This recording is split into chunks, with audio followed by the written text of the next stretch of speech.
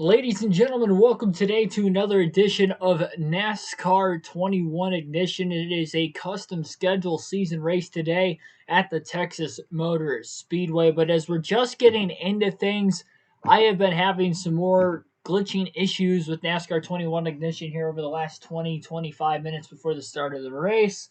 As always, I try to test at the racetrack at least for a few laps, even if I don't actually practice or qualify for the event, just to make sure everything with the track, with the game more specifically, is working well enough that I can run a race.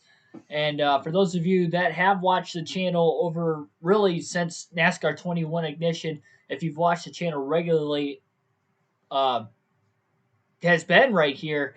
This is now the second time I've had the issue, but it is going to be the third time I've had this issue. But there was an issue one other time where I had this problem, and we just kind of had to try and fix it. And I was going through like some of the same procedures. Um, essentially, I'll start the race, and my top speed, which we had this problem. I forget what race we were going to run. I think it was Kansas. It was either Kansas or Las Vegas. But we were going to have a race at one of those two tracks, and we ended up having like a speed glitch issue, and not like the speed glitch issue where it would like stop your car and everybody else would keep going. Not like that. Essentially, we're just slow. Like we're off the pace. We're running like 10 to 20 miles an hour slower down the straightaways, even if I'm full throttle all the way around the track. Like I cannot get the car to go any faster.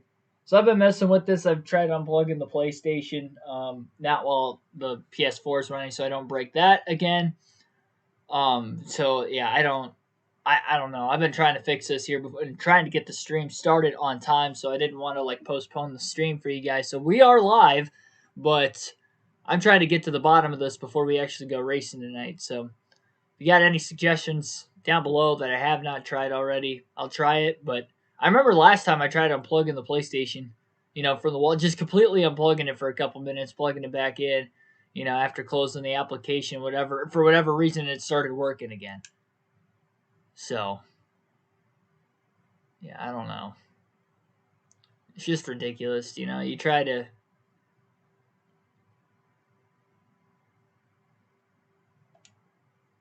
Just run as Chase Briscoe, I guess. I've tried swapping out the tracks. I tried just doing what I can here.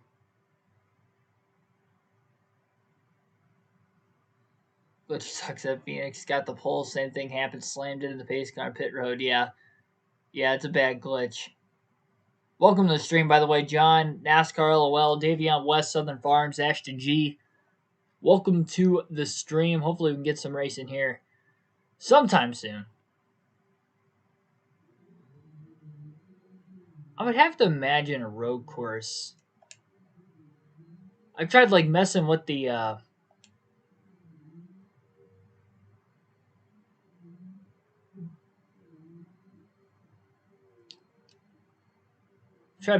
settings, stability, just to like make the car run properly. Okay, I did set it back to where I wanted it to be. Let's try running automatic here for a second.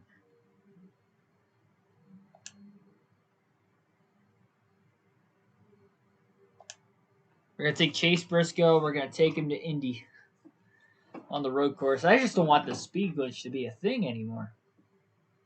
I mean, this is like just adding on to the last like week and a half that we've had on the channel. This is now the fourth race we've had to postpone at the start of the race because of a glitch that I can't even get the race started because the speed's off, or we have like a legitimate speed glitch where it'll just slow us down and stop us in the middle of the corner or whatever, on lap 5 at a particular track. Like, always something different. Phoenix at the pit road issue that John stated down in the chat.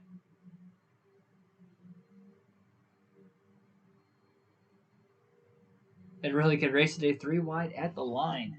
Sounds fun.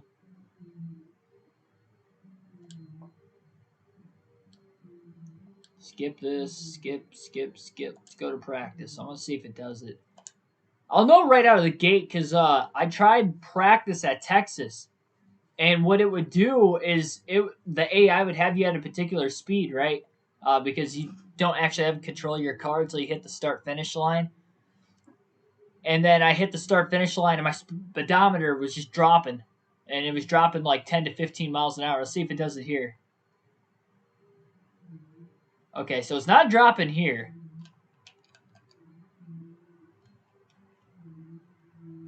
That's good. Maybe it's fixed now for whatever reason. This game stinks, man. I forgot I didn't have any assists on. I mashed the gas off turn one and spun out. How does that even happen?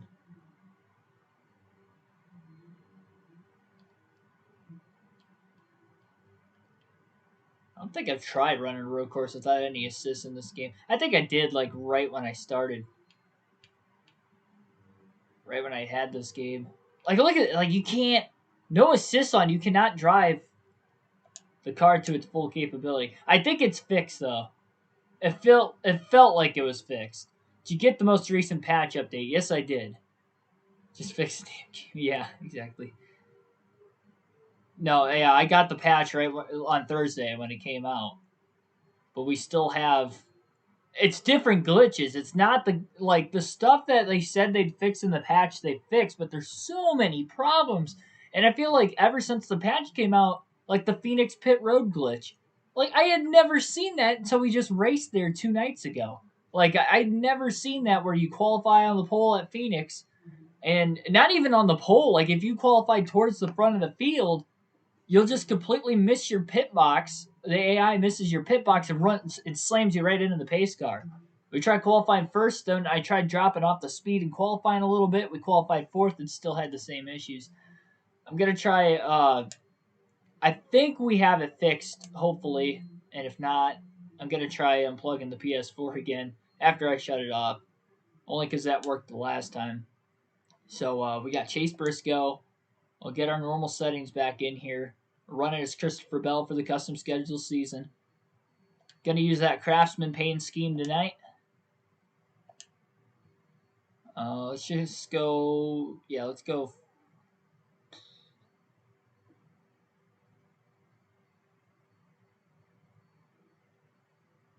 Let's go race session.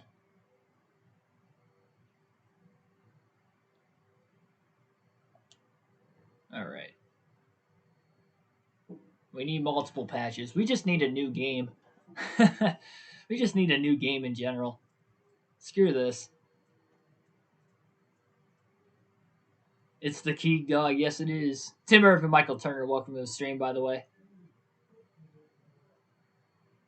Oh, my goodness. For those of you just tuning in, again, we're kind of having some glitchiness with NASCAR 21 Ignition, so that's why the race has not started. So if you are just tuning in wondering, oh, man, I'm a couple minutes late, you don't have to worry necessarily. We plan on still running this race tonight. We have had delays like this on the channel. Again, this is now the fourth time we have had a delay at the start of a race because of a random glitch with this game that I'm trying to get to the bottom of to have it not happen so we can get this race in. I guess that's the unfortunate side of trying to live stream this game is a lot of the times things just don't go according to plan. Alright, so let's advance to the racetrack here. I got the game muted, by the way, in case I have to like turn it off so I don't forget, don't get copyrighted for music. Okay, so I have no control of the car yet till we get to the start-finish line. That's normal. Alright. Now I do. Like, what the heck? That's not going to solve anything. Just get dumped by Tyler Reddick. I mean, I moved down in front of him, but he did not. He just stayed right in the gas. Oh my goodness. I just want to test to see if the speed glitch thing is done. That's all I want to test out here. I'm not trying to race anybody right now.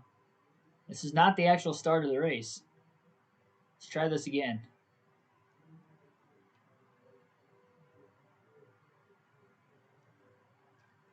Oh, I'm not even going to move down in front of him.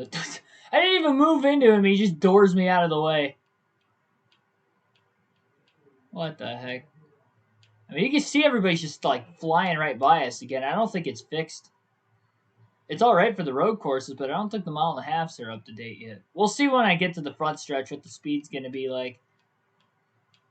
Oh no, I mean again, we should get to close to 180 miles an hour at the end of the front stretch. I was running like 160 earlier, 163, 164. I'm still not even getting 170. This is exactly the same issue we had before. So whatever the reason, the road courses is fine, but any oval, I'm super slow. I tested Talladega. I was only topping off at like 184 in the draft. Like I don't know what I'm supposed to do here. I tried doing the same things that helped me fix the game when I had this issue last time, and it's not working this time around.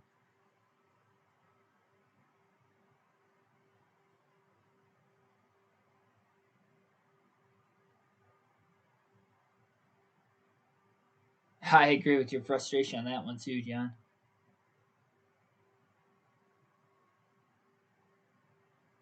Where are my settings at again? Had a sound glitch on the super speedways? I don't know what you mean by sound glitch. Not sure what you mean by that. Manual. Yeah, I mean, all that's off like I want it to be. Custom.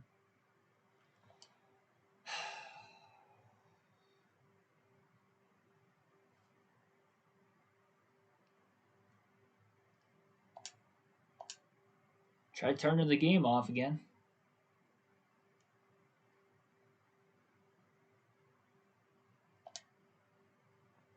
Try swapping controllers. Try doing what I can. Try unplugging the PS4.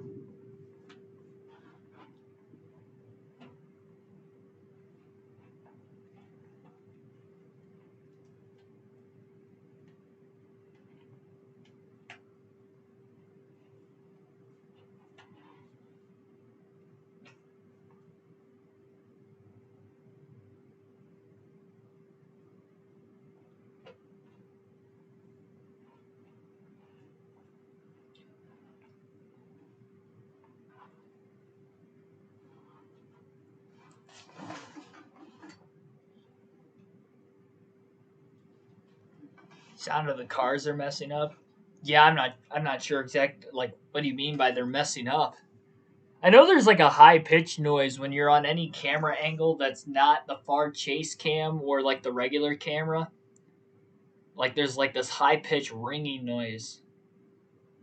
It's actually kind of annoying, especially if I like to play the game with a different. Make sure yeah, okay. Make sure the game volume is muted. It's like the engine cuts off for not even half a second, then comes back constantly. No. On the super speedways, maybe that's a normal thing that I just haven't picked up on then. All right, so I got a different controller. I tried closing the application. I've tried changing settings, changing drivers, changing tracks, changing the actual assist and everything. What else have I changed?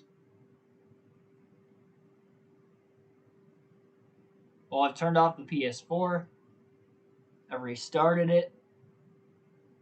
I've unplugged it from the wall. I've done everything I possibly can. And now I'm just running through the checklist again, changing controllers. This is the first time I've changed controllers. It's just ridiculous.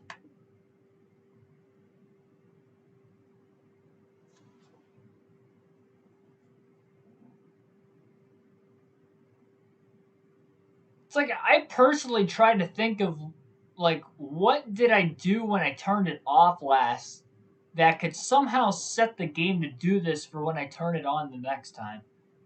Because we didn't play yesterday. We had two career mode episodes that have come out between this stream and the last stream we did on Friday night, but those were already pre-recorded. I recorded those both on when would it have been? Thursday last week, I think I recorded both of them. Not this week, but the week before.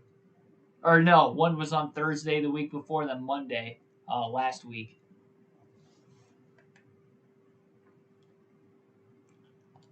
Thought about recording the Atlanta race today, but I'm just gonna do that tomorrow. All right, let's try this. You know what? Let's change the setting. before I even hop in, just for safe measures here, let's go veteran.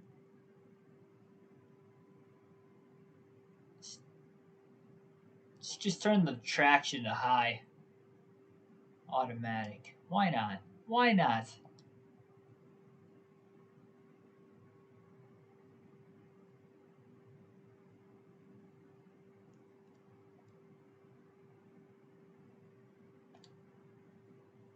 Have you noticed on the leaderboard on the trailer that James Davidson's leading? No, I haven't.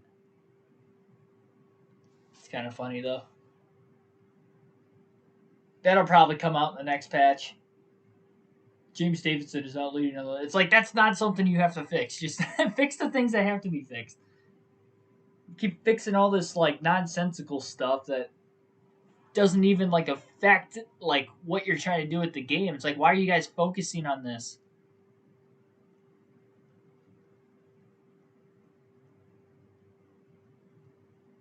It's like they think that, like, by having, like, a gigantic list of things that they quote-unquote patched,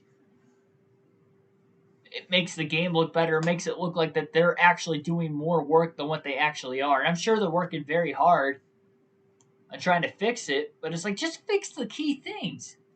Like, this stuff that we're happening right here should not be happening. 4 weeks. Okay, 3.5. 3.5 weeks. It'll be 4 weeks on Thursday. Well, actually, it'll be 4 weeks Tuesday since I've had the game. 4 weeks since Tuesday. Or 4 weeks on Tuesday. We're 2 days away from this game being out for a month. For 4 weeks. And I am still having these issues. And not by these issues, I mean like different issues. Like, it's never the same thing.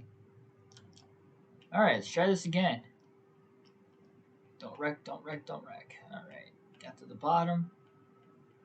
I just want to be fast. That's all I ask. Okay, we got up to 160 pretty quick, so I'm really, really, really hoping everything's fixed now. I turned off the controller once, it didn't work. I turned off the PS4 once, it didn't work. I'm turning it off again. I think it's working now. I had to lift quite a bit there. Oh my god. You gotta be joking. Okay, you know what? Just let him go. I'm just gonna let him go. It's like, even when I'm trying to test something, I just get wrecked by the AI. Like, how did Logano just drive into the back of me and nearly turn me there? I don't understand. Let's get our speed back. I think it's alright. I think it's fixed. I definitely feel like I'm going faster at the end of the straightaway than what I was before.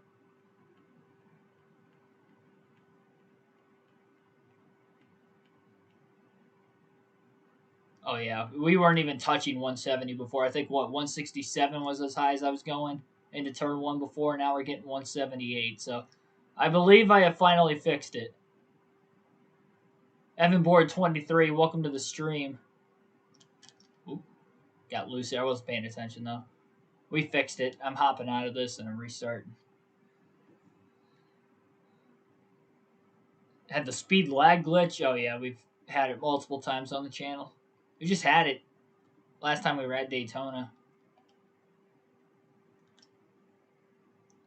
They said they fixed it at Atlanta, but that's it. Which I didn't have any issues with it at Atlanta because we literally actually had to run Atlanta that night of the patch. And we didn't have a speed lag glitch there. We had a couple caution glitches and scoring glitches under the caution, but the actual lag glitch, at Atlanta is fixed. No other track it is fixed, but they were able to fix it at Atlanta.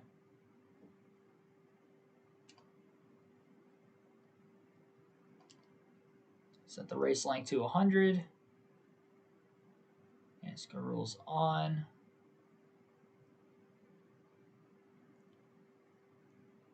So I planned on qualifying before the race, so we'll qualify too.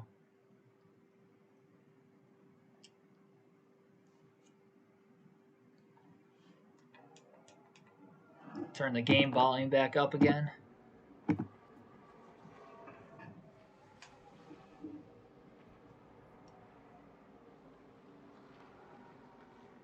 Dodgers and Harvick fan, welcome to the stream as well. 18 people watch right now. Like, share, and subscribe for more daily NASCAR content. This race has still not begun. In fact, we have not qualified yet. About to qualify now. I believe I've gotten this glitch. This, like, glitch where I could not get up to full speed for whatever reason. Finally fixed. I'm Alex Hayden, welcoming you to Texas Motor Speedway for some NASCAR Cup Series qualifying.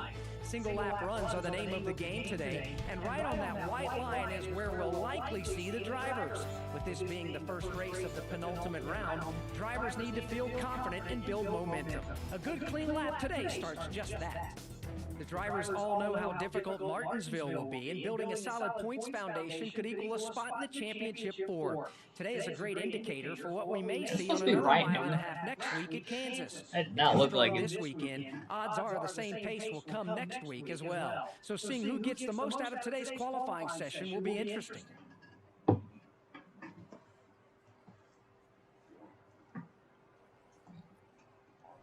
Hope the speed glitches stop soon. I think we got it stopped temporarily for this. So Christopher Bell about to make his qualifying lap. One lap to try and set the quick time here. He'll be up to speed by the time they get back to the start-finish line, and we'll see what he can do.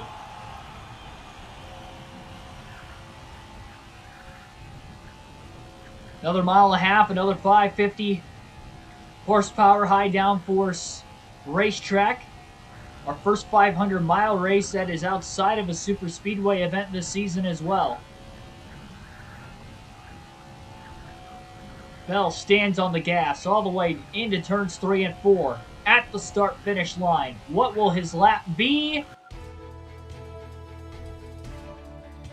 Qualifies 26th. Can't actually see what the lap time is for whatever reason in qualifying, but 26th for Christopher Bell, mid-pack.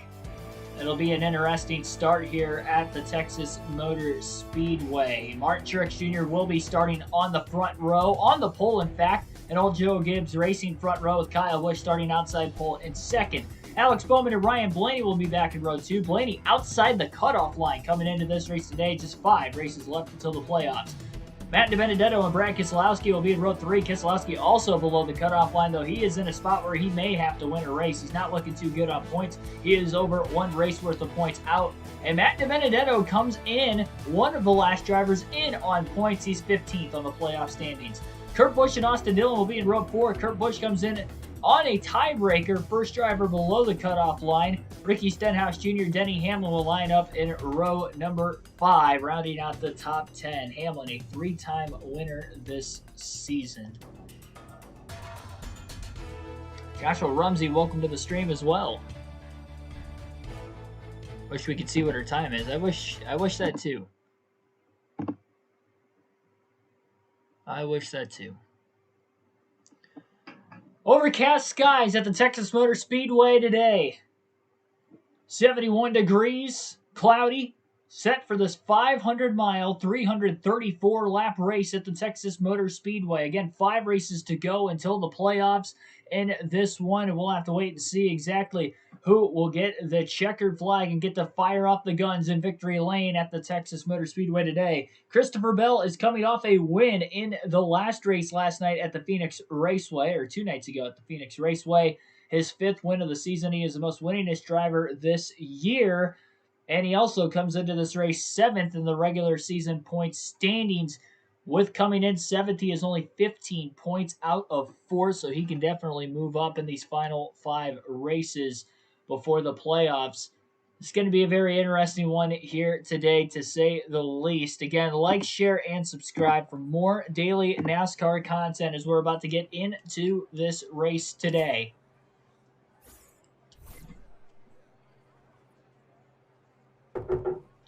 It's going to be a long one of the longer races of the season, 500 miles, our 4th race of 500 miles or more in length this season. This is the 3rd of exactly 500 miles. Will Bell make it to the end? We'll have to wait and see. Green flag is in the air. We're underway at Texas Motor Speedway. NASCAR 21 Ignition Custom Schedule season. They're going to have to be very, very patient. This opening start could get a little hectic, especially with him starting in this outside groove. Getting pretty big draft down the backstretch. Got to be careful not to get too tight, especially at a track like Texas, which is primarily one groove. And there he is, a little tight In the middle of dirty air this time. 3 wide off the exit of turn 4. Contact with Daniel Suarez in the 99. And Bell wiggled a little bit after the contact while running 3 wide. And he's able to file himself back down in line on the inside into 1 and 2. This dirty air problem is a massive, massive problem right now for Christopher Bell in the 20 in the early going. He's just trying to hang on to his race car and separate himself from not only the cars behind him, but the cars in front of him as well. He's lifting quite a bit on corner entry. Not something you want to do with the high downforce, low horsepower package in the Cup Series, but he's really got no choice if he wants to hang on to the race car. No real practice, just that 1 lap of qualifying entering this one. Bell chops the corner off deeply underneath the 00. Quinn Halpy still side by side, and a lot of 2 and 3 wide racing in front of him. GRG Eternal Tornado, welcome to the stream. Has the game gotten any better? Not really, but maybe very little. Out of my experience playing it since the most recent patch on Thursday. This will be the 3rd race now since the patch. 2nd on 1.5 miles. The other one we did was Atlanta, and then we did a short track at Phoenix since then. Bell able to get back around Halp. Halp never actually fully passed Bell. He got to the outside, and that was about it. Bell giving himself a little bit of breathing room. Hopefully we don't have any pit road glitches today at Texas as well. I did not actually test that out because I was trying to fix the other glitch that we had, so hopefully we don't have any issues with that. And we'll have to see if we get any cautions in today's race as well. Only had 5 races this season in which we did not get a single caution, 4 of which Bell went to victory lane in. The only race he won that we had a caution, coincidentally, was at Phoenix in the last race where we had a record, for the channel at least, 21 cautions in that race.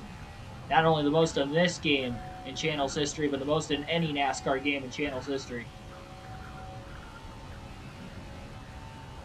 Now he's got a lot of clean air in front of him and a lot behind him as well. He's able to go full throttle around the racetrack. No dirty air. He's over 1 second ahead of the cars behind him in 30th after dropping 4 spots on the opening lap of the race.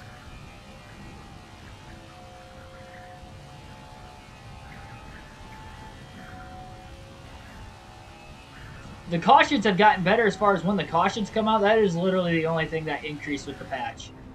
That and the speed glitch at Atlanta, from what I've heard. I never raced at Atlanta before, so I can't say I had that speed glitch, but I have seen it. Outside of those 2 things, literally nothing else got fixed, in my opinion. I mean, maybe some other... gameplay-wise. Gameplay-wise and AI-wise, that is the only thing that has gotten fixed. Scoring's still messed up on cautions. You can still have wacky restarts like we did at Phoenix.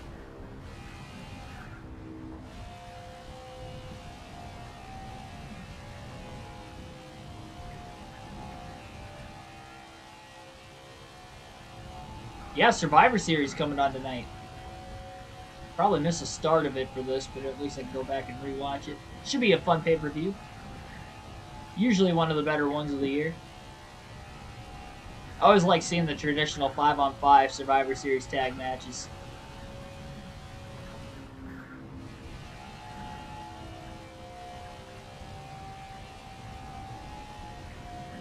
Yeah, we were only 1 away from breaking the real-life record, or at least tying it. Most caution to the race. Considering the caution glitch in this game before the next patch comes out, who knows, we might end up getting it. Depending on how the cautions are everywhere else before we get to that next patch. Bell is slowly closing in on the field ahead. They are still 3 wide in turns 1 and 2 that time. Inside the top 20 in that lead pack. Bell lifting out of more of a safety precaution in turns 1 and 2, just kind of blipping the throttle a couple times in the middle of the corner. Just trying to survive to the end of the race. Now, the good thing, even though he had a rough Atlanta going, he still got a top 10 finish, finishing 10th in that race. He led some laps as well, in the early going at least. This is an extra 100 miles, though. Going to have to try to take care of the car over the course of the long run. Have to assume it's going to be about a 55 to 60 lap fuel stint in this race like most of the other mile and a halves in this game. But again, I've not raced at Texas either in this game on the career mode or the custom scheduled season. This is the first time, so everything is going to be very, very new for Bell and the rest of the field in this race as far as NASCAR 21 ignition goes. I will say the car is a little on the tight side because even in clean air, it does feel like it's pushing up the track. It seems like it's tight on the middle to exit of the corner. Corner entry, it rolls in fine.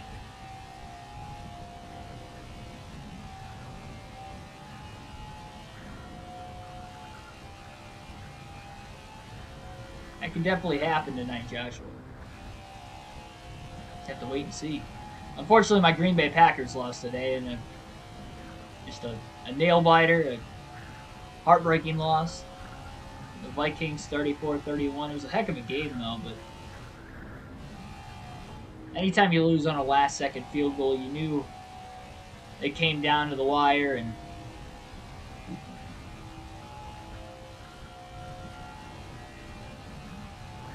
I guess if you had to go out, at least you went out fighting. Defense just didn't play as good as they did the 3 games before that, which is kind of surprising considering. I mean, one thing, though, that I will consider, too, Minnesota's got a very underrated offense, in my opinion, just because of how stacked. I don't know really how their offensive line is, and that might be a huge problem. I think Cousins is a decent quarterback. I don't think he's great, but I don't think he's bad. And then, Dalvin Cook is, one of the top, definitely a top 10 running back. Just the Thielen and Jefferson duo, one of the deadliest duos in the NFL as far as receiving corps goes. I don't really watch Vikings football, so I couldn't tell you how their offensive line is necessarily. But I mean, if they look good today. But that offense is deadly. It must be their defense too that might be losing some games for them this season, which they did give up a lot of second half points to Green Bay. Yeah, there are a lot of upsets today. I mean, if you consider Minnesota beating Green Bay an upset, the Texans losing, Buffalo losing big time, there are a lot of upsets again today. That's kind of been the story of the NFL season, it seems like. Bell had a really good corner. Dive bombing underneath the 77 of Justin Haley for 29th. Kind of scared Haley was going to cut down into him, just knowing the AI in this game, trying to just desperately hit their marks, even if you are a car underneath or above them at certain times. They'll side drafted that left rear corner panel of Haley getting off into turn 4, but a nice clean pass for Christopher Bell. So he's gotten wins with all of his sponsorships so far this season, except for the one on the race car today. That would be Craftsman. 2 races, one with Ream, 2, one with DeWalt, and now 1 with Irwin in the last race at Phoenix. Trying to get that first win for the Craftsman crew this season, the 3rd race that they are on the car now this year.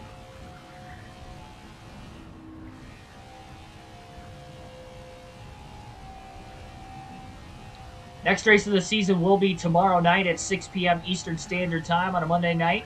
It will be at the Watkins Glen International. It'll be the final road course race of the regular season. And perhaps another wild card race as far as how the playoff standings look. We've had 13 different winners in 21 races this season. So that quest for 16 winners in the regular season is still available. We can still have a couple repeat winners in there and get to 16. That's what makes it tough for guys like Keselowski and Blaney without a win, Kurt Busch without a win. Chastain's looks strong at times. A couple races ago, he finished runner-up 2nd at Atlanta.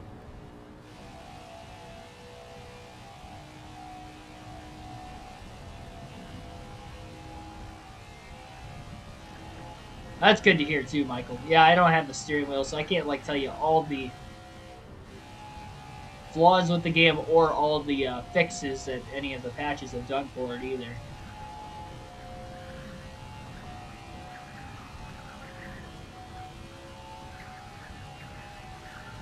Definitely similar to the Atlanta start for Christopher Bell, outside of the fact that he qualified better for this race than what he did at Atlanta.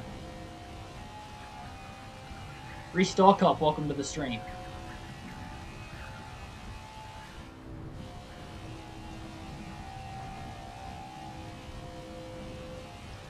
But remember at Atlanta how much faster Bell got in the second run of the race by just making a wedge adjustment to really help loosening that car up. It was until he got into an accident midway through the race that knocked some speed out of the race car. He could just keep it clean tonight. I think he'll definitely have a lot better and easier time for himself. Honestly, I don't know the full match card tonight for Survivor Series, to be completely honest, only because I haven't watched as much. Becky and Charlotte are squaring off against each other, correct? I mean, that's always... I mean, anytime those two get in the ring with one another, it has instant classic potential as far as the women's division on the line. And so I'm sure that's going to be a pretty good one.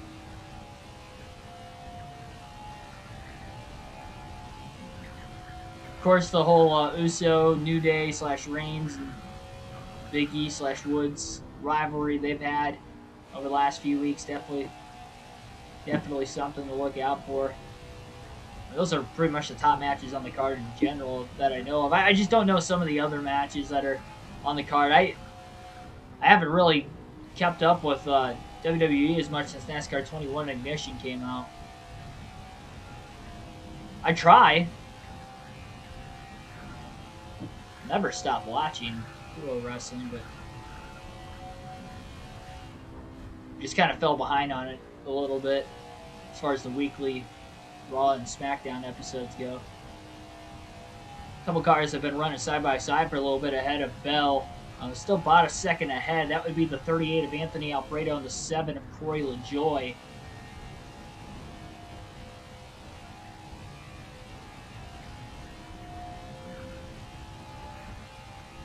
It's 25 laps in already. Still caution-free at the Texas Motor Speedway.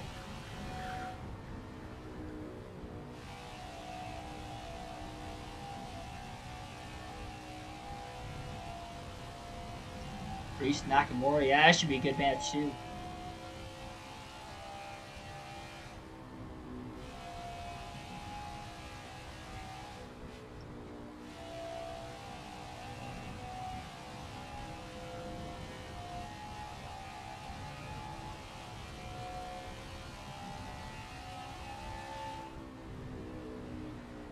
Bell's lifting quite a bit now in the corners, just trying to make sure he can get the car to turn in the center off.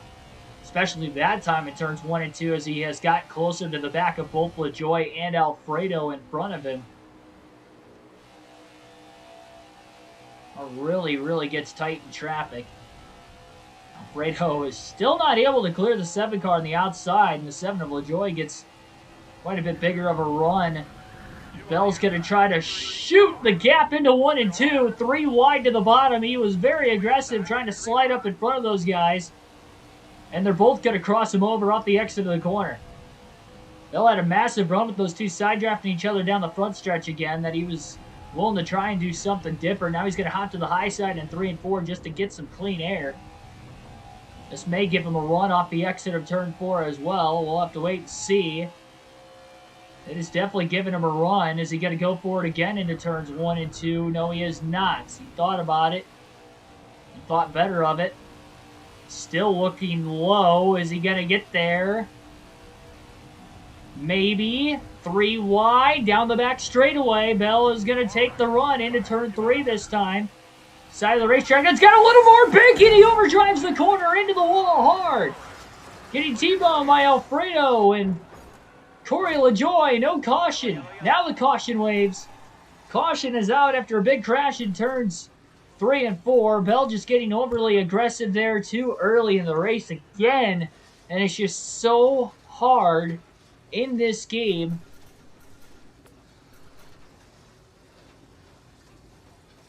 It's extremely hard in this game to try and drive and just hope everything goes right when trying to make a pass, especially 3 wide. And just did not work. He tried shooting the gap. He just didn't have as big of a run as what he did in turns 1 and 2 earlier.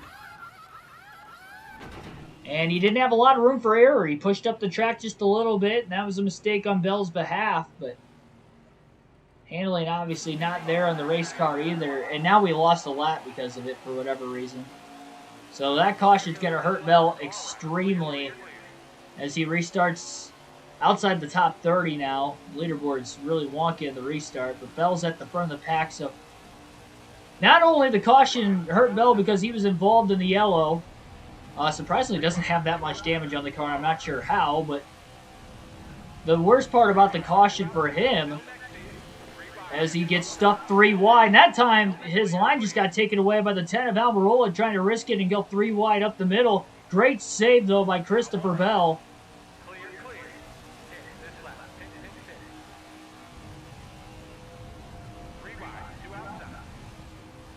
So Bell has lost a lap for really no apparent reason because of the caution. Again, there's a scoring glitch in this game with the caution. Sometimes you lose a lap, sometimes you get lucky you don't. You actually keep your position on the racetrack, but in this case, Christopher Bell in 32nd, 1 lap down despite being on the lead lap as Ross Chastain gave him a massive push down the front stretch.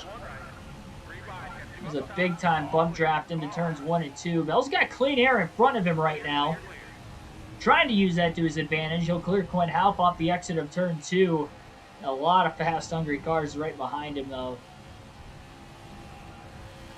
Make it a little tough. Trisha Times, welcome to the stream. I just have a bad feeling Bell's going to get ran over from behind here. Lucky that hardly any speed was knocked out of it after the caution there, but I don't think he's going to get that lucky going forward again after that first caution of the day.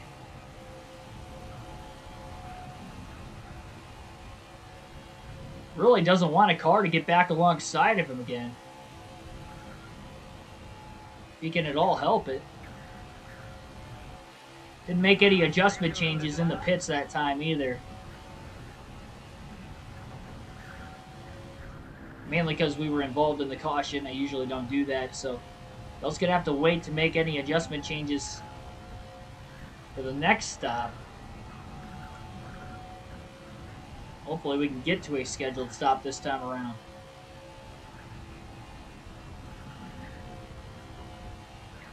Tyler Burback, welcome to the stream. Yeah, I don't know why Cody Ware's in second right now either. Again, the score. It all goes back to the scoring. Even if drivers don't lose a lap under any cautions in this game, it still randomizes the running order.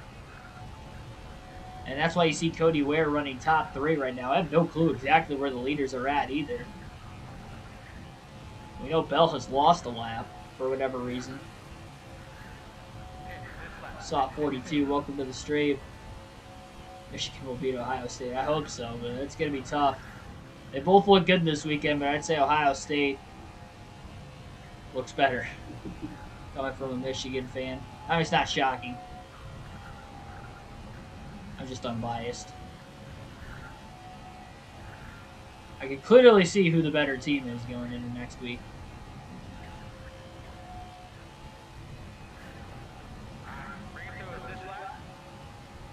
Well, for a little less than 300 more laps, if we make it to the end of the race, we're going to have to listen to the crew chief telling us to pit every lap for whatever reason.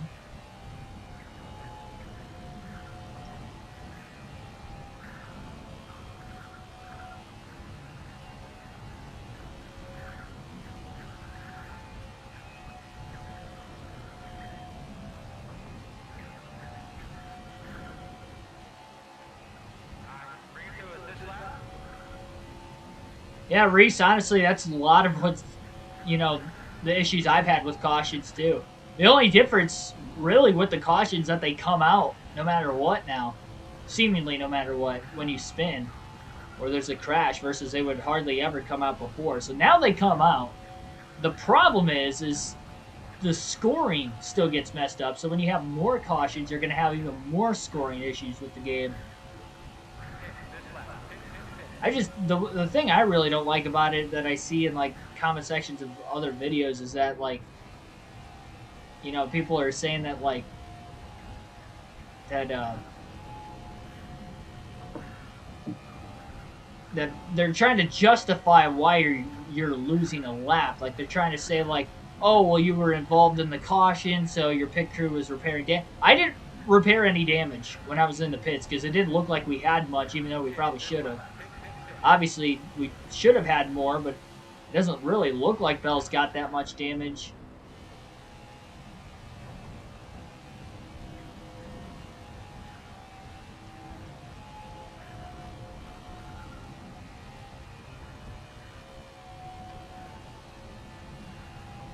It's crazy.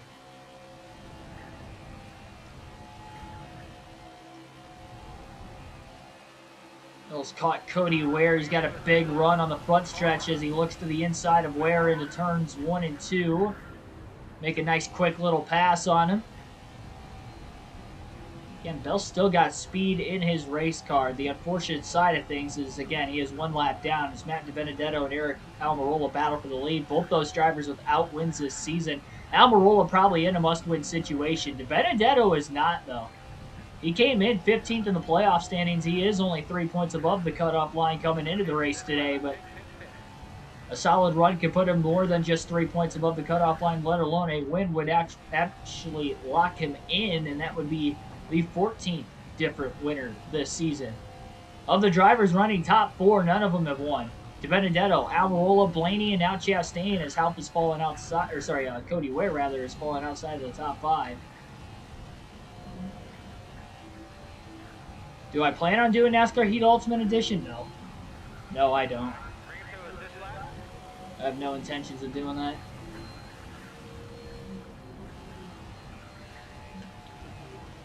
It does seem like Christopher Bell is able to roll turns 1 and 2 a little better, but 3 and 4, for whatever reason, he's not quite as fast on that end of the racetrack.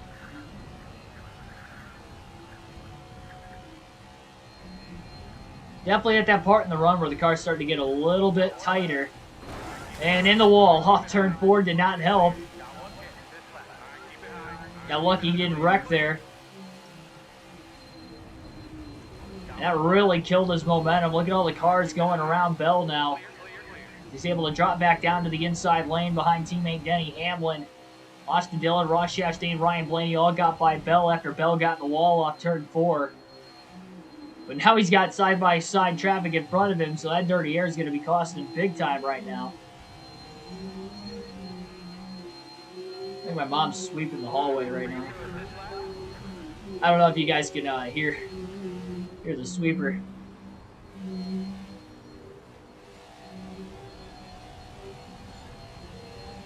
I would imagine it's probably getting picked up on the mic.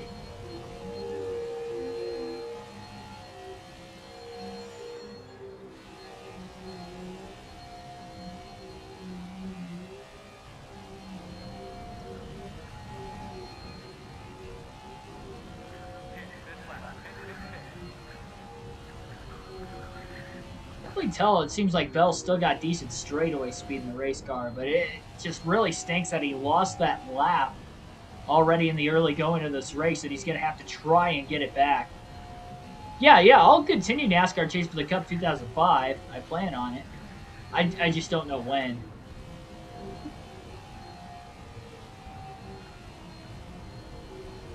For sure, yeah, I still got a lot to do over there yet.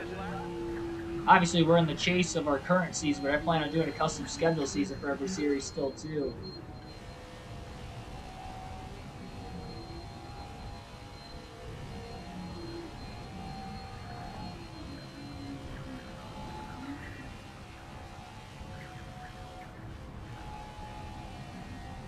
Sounds like the jet engine inside. Yeah, I got the jet dryers on the track. Alright, so lap 52 for those of you just tuning in right now. We've had one caution in the race today, just shy of lap 30 when that had waved. Christopher Bell, who was involved in the accident, still looking all right. Hardly any speed, was really knocked out of the race car. Never really had to repair any damage in the pits as well. Definitely getting tighter, though, after about 25 laps or so into the run again. Brad Keselowski has some speed off turn 4. He looks to the outside. They'll hold strong on the bottom, which is definitely more prevalent in 1 and 2 than the top. 3 and 4, there's a little bit more grip with more banking on the outside lane.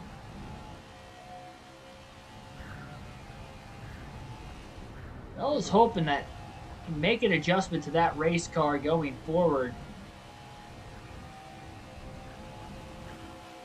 Got a giant pack of cars behind him right now. This is definitely got to be an intense situation for himself with no rearview mirror to look out of. He's trying to hope for the best. And he's able to gap him in 1 and 2, but in 3 and 4, they really close back on him in a hurry again. Having to lift in the middle of the corner just to try to keep the car on the bottom of the track, but he has to enter in deep so he doesn't risk anybody dive bombing underneath him. Same thing with 1 and 2, but again, 1 and 2, he's got a little bit more speed on this end of the track. Really shoves up the track, but he was committed to staying in the gas, not lifting any extra than what he normally would there at this point in the run, and he was able to stick it just a bit. Did go wider into 3 and 4.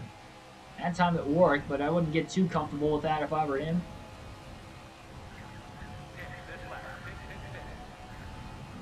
Tap. Oh, I didn't even realize that was going on with Hamlin's spoiler.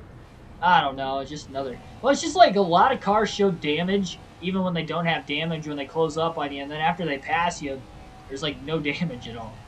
It's like it just disappears. So weird. And that's one of the, like, the graphics side of it, like, even that stuff, like, yeah, it's a problem, but compared to the gameplay side of things, don't worry about fixing that. Like, I do not want to see that in a patch anytime soon. I want to see all the legitimate gameplay fixes in an upcoming patch, not that. But I guarantee that's probably going to be in the next patch somewhere in the notes, so people are going to be like, oh, well, that's good, they finally fixed it. They didn't have to fix that. Like, that's not... Like, yeah, that's something that shouldn't be there, but there's a lot bigger issues they need to focus on. Joey Logano closed big time off the exit of turn 4.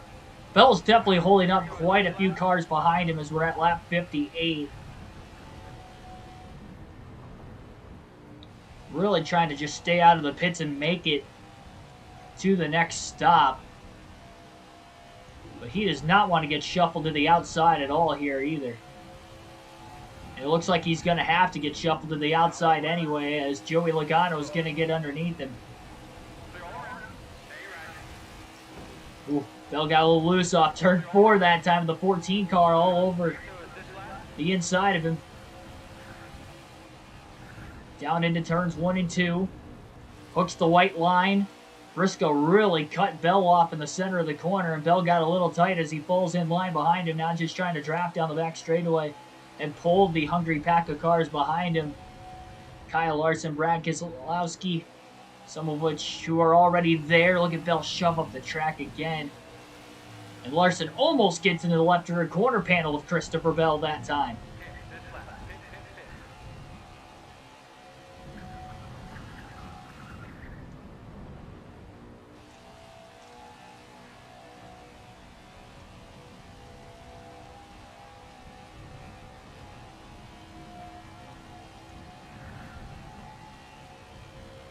This 20 team is going to have to fix how tight the race car is going forward here. Larson closes up. Bell gets loose off 4 again, stays in the gas, and he's able to hold clear of Larson. I think he just keeps getting loose because of how close cars are getting to that left rear corner panel, knowing how aero-sensitive these Gen 6 cars are. Trisha Toms, welcome to the stream. And Bell may consider pitting here any lap at this point. He'll stay out again. Trying to make it closer and closer to that run, but he's holding up so many cars behind him, and he's just scared he's going to get dumped one of these times. I don't think you can blame him considering this game. He's having to lift more and more and more, and it just doesn't seem like anybody else is getting as tight as he has been. Just over halfway through the fuel run, but can he survive about another 25 laps or so? Give or take. Kyle Larson to the outside. Bell's all right with that. He just doesn't want to lose the bottom. Larson gets by. Keselowski side drafts him down the front stretch. He'll get by. Nice and cleanly. There's a lot more cars where that came from. The problem is now Bell's going to be back in dirty air again. Turns 1 and 2. He hits his marks beautifully. He's underneath Keselowski off the exit of the corner. 3 wide down the back straightaway. Comes Kevin Harvick to the outside now. Bell's going to hop in line. He doesn't want to go 3 wide again. Can't blame him. Reddick, Bowman, they get by. Kyle Busch as well. Again, Bell is all right with cars passing him on the outside. Drove it in really deep. Minimal contact with Kyle Busch. Right in the middle of turns 1 and 2. Ricky Stenhouse Jr. to the outside. Bell got to give him room to race up there. Down into turns 3 and 4. Bell gets tight. He moves up the track. He cleared the 47 to Stenhouse. He's all the way out of the gas. Continues to get driven around now on the inside. And it looks like he'll file himself back down behind Bubba Wallace. There's still a lot of cars behind him.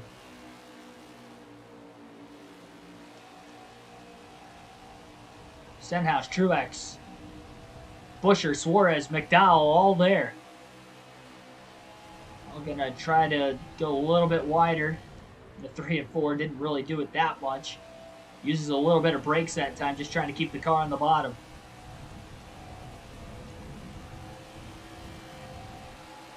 Stenhouse gets by on the top.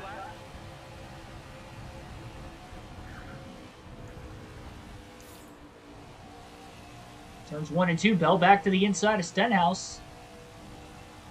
Used a little bit of brakes. Car keeps pulling left down the straightaway, so I'm trying to make adjustment changes on the analogs or on the keypad and keep having to overcorrect it back to the right when you got heavy traffic around you and cars to the outside like Bell had down the back straightaway that time. It makes it harder. This 20 team plans on making a wedge adjustment. Old contact with the back of the 34 on corner entry into turn 1. Bell wiggles. Stays in front of the cars behind him. Come on, car. Just pulls to the left down the straightaway. That was such an awkward entry into turns 3 and 4. Look at Bell drift all the way up the track. Still just trying to stay wide and stay out of the way, and he does.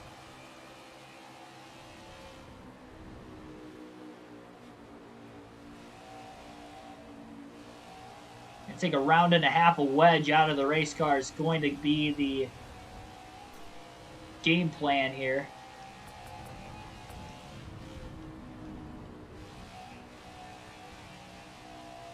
He's only got one more car behind him. That's the 28 of Bilicki. He's just going to lift off turn 4 and let Bilicki go. Bilicki still got into the left side of Bell. Off turn 4, but Bell hangs on to it. He actually passes Bilicki back, it looks like, at turns 1 and 2. And they are not battling for position. There, finally got the setup adjusted.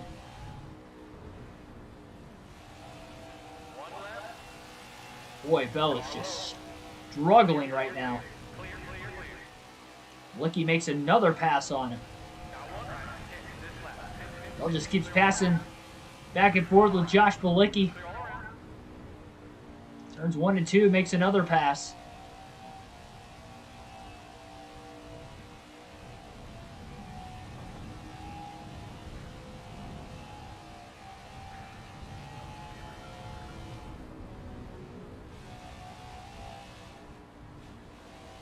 Bell again going up the track. Bilicki trying to side draft Bell off the exit of turn 4. Bell going to have to enter on the high side now in turns 1 and 2. Bilicki still underneath him. Bilicki washes up the track, not giving Bell any room. Bell couldn't really go any wider. Down into turns 3 and 4. Bell clears. Josh Bilicki in the middle of turns 3 and 4, back down to the bottom again. I don't know how Bell got the car to rotate as well as he did there.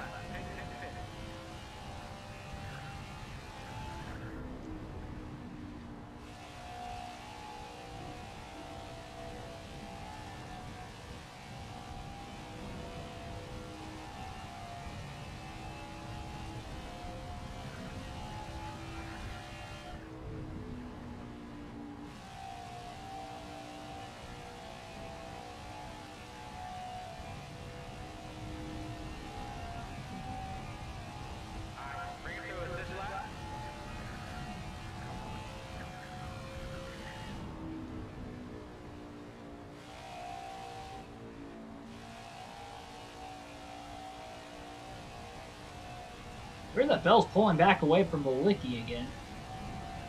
He's not really running down any of the cars in front of him, though. I think it's just the process of Bell starting to learn how to drive this very tightly handling race car. Still got a long ways to go. I'm assuming we're 1 lap down.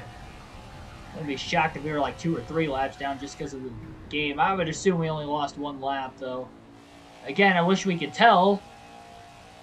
And Bell should be on the lead lap. We shouldn't have had to restart at the front of the field either and risk getting ran over by everybody on the restart to begin with not as good of handling of a race car, but he should have been on the lead lap at the back and not had to worry about that stuff. Either way, Bell made it through. The bad part is with being at the back of the pack this time is that, again, he is a lap down. He isn't on the lead lap like he should be. It's just the rough go for Christopher Bell in the 1.5 miles this season. And he's only finished top 10 1 out of the first 4 1.5 this year. That was in the last one at Atlanta where he finished 10th. That was also the only 1.5 race he has been able to actually see the checkered flag. The other ones he had DNF'd and finished 25th or worse in those other 3 races. With 25th being the best in the Coke 600. A couple finishes outside the top 30 after that at both Kansas and Las Vegas.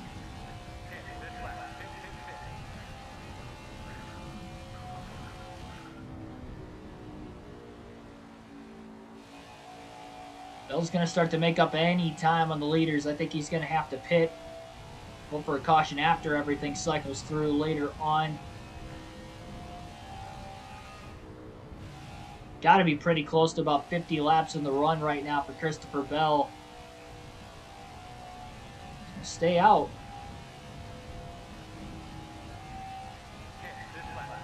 See, what the crew chief's saying to pit every lap, though, too, like, I have no clue how far we can go in telemetry anyway. I assume because everybody pitted under that first caution that, you know, we can go as far as everybody else, but... You know, when you don't have telemetry and the crew chief is saying to pit every single lap from the restart, you know, what are you supposed to use?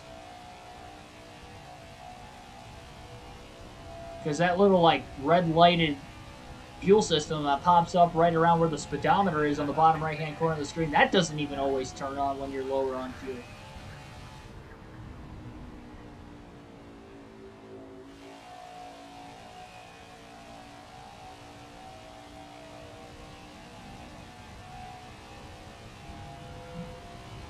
Bell's lost a lot of time so far, and he's going to pit this time by turns 3 and 4.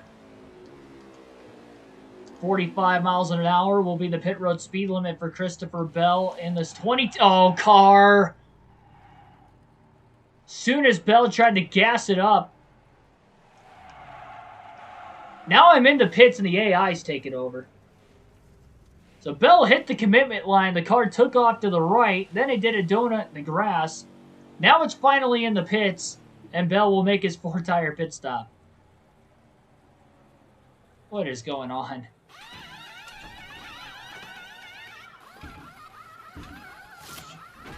It was straight, and then it just takes off to the right when the AI takes over and does a donut in the grass before coming back in. Again, all that costs time.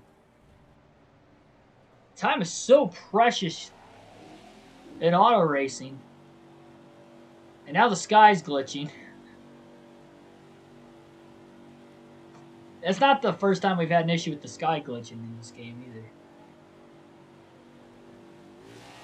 Oh, almost spun out again.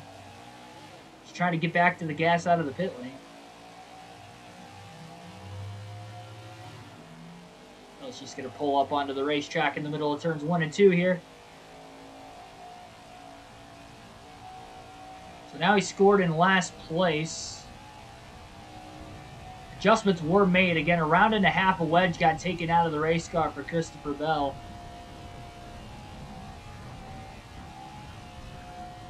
Game's a tragedy for NASCAR players. Yes, it is. They'll just try to make up as much time to the leaders as possible. I just have a bad feeling every caution that comes out, we're just going to lose another lap. But, you know, we're banking on it, going caution free, and just trying to get as many laps back as we can otherwise. Bell going full throttle in turns 3 and 4. He's going to get very risky with it, going to the outside 3 wide. Bell on a rampage right now. Now he's on the inside trying to go 3 wide down into turns 1 and 2, and he makes a pass there. So Bell, on fresher tires by about 50 laps compared to the rest of the field, is trying to get as much time back as he can with not only the wedge adjustment, but just having overall fresher tires. And he's trying to go to work. Lost a lot of unneeded time in this race today due to really nothing of his own fault. Caution was one he caused. Everything that developed afterwards, though, was not his fault. And that was all on the game. Trying to rush by down the back straightaway. Thought about going 3 wide to the inside, nearly 3 wide in front of him. He's going to get out of the gas that time. Smart move. Didn't want to risk getting pinched off. Michael McDowell oh my goodness. What a save by Bell in the grass on the front stretch. I purposely went through the grass. And the only reason I purposely did is because I knew McDowell was not going to give enough room. Bell took a big slide but hangs on to the race car. But you could like clearly see McDowell was gonna door slam us if we didn't. I think if he would have done that, we definitely would have wrecked. But he's gonna have to find a way to get around these guys somehow, some way. He's got fresher tires, but going 2 and 3 wide in front of him, he's just got nowhere to go. So he's gonna go to the outside in turns 1 and 2, 3 wide of all places, and that's where the moves are gonna be made. Bell is getting very bold, but when you have nothing to lose and you're already a lap down on normal race pace due to a situation that was not your fault, I think all strategy pretty much goes out the window and all, I wouldn't say race etiquette, but your simple race strategy of just trying to keep the car clean and be very patient, especially in a 500-mile race, just all goes out the window right now because you need to get as much time back as you can every lap, every second going forward from here on out.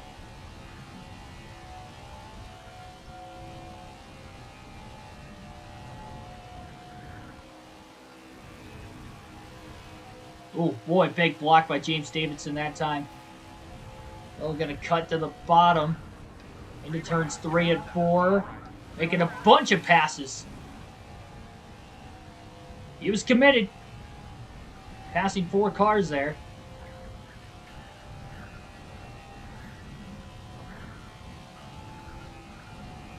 It's been about 60 laps now. So I'd have to imagine at any point here we're going to be seeing some pit stops for the rest of the field. Bell closing in on a pack of cars in front of him. He's going to go to the outside in 1 and 2, trying to get as much clean air as possible and get around everybody on older tires, and he's going to make it work.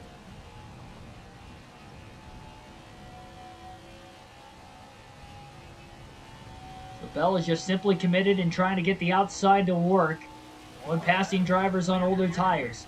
Does it again on Bowman and Larson that time. Now on the outside of the 53 of the Licky. Cuts down, slices down underneath Kyle Busch, Justin Haley. Video game-like moves right now for Christopher Bell. In a game that does not support a whole lot of these moves to be able to be made, All it takes is one little bit of contact and Bell's going to go around. But he has gotten past everybody cleanly.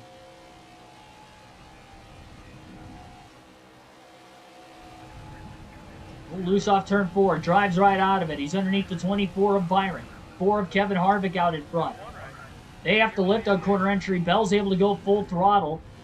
He had to lift a little bit with that flat entry, but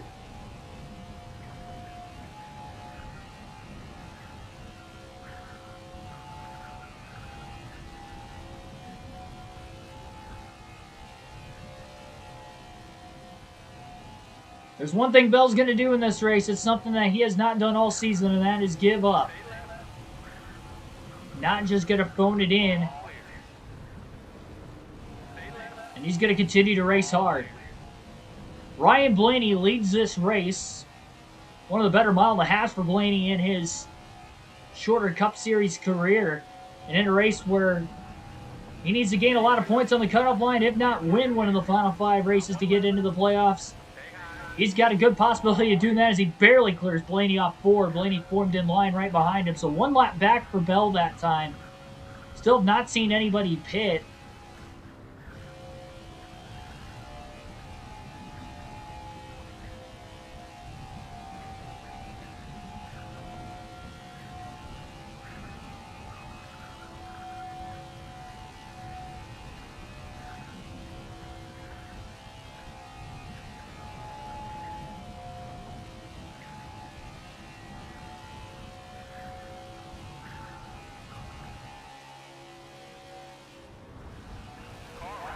Down to the bottom, flooring it past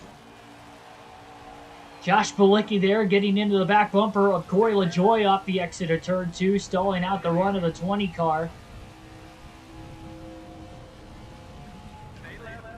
Bell on the inside, gets around LaJoie.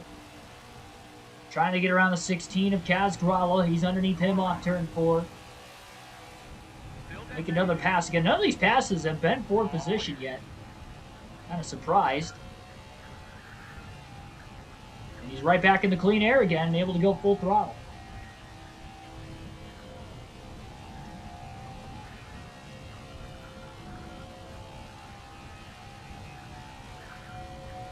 It makes you glad you can still play, man.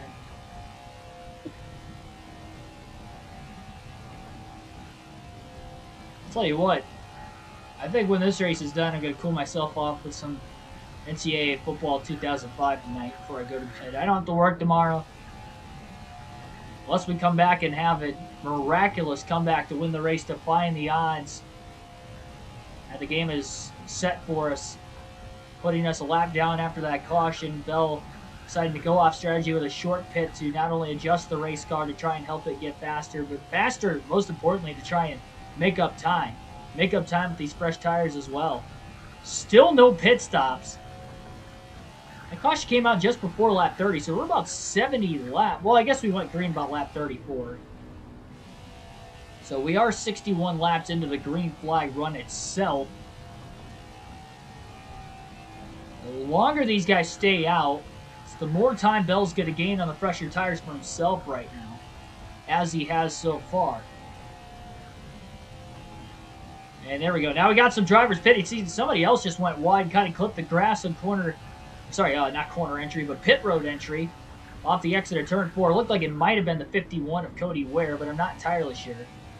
Black Ace, welcome to the stream. Texas looks pretty. It does. This game looks pretty. That's about it. It does not play pretty. We do have overcast skies on for this race, again, 71 degrees.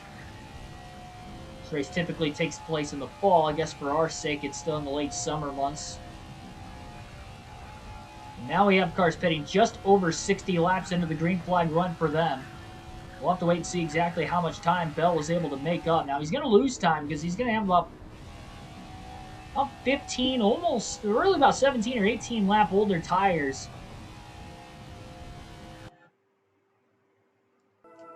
Are you kidding me? You've got to be kidding me.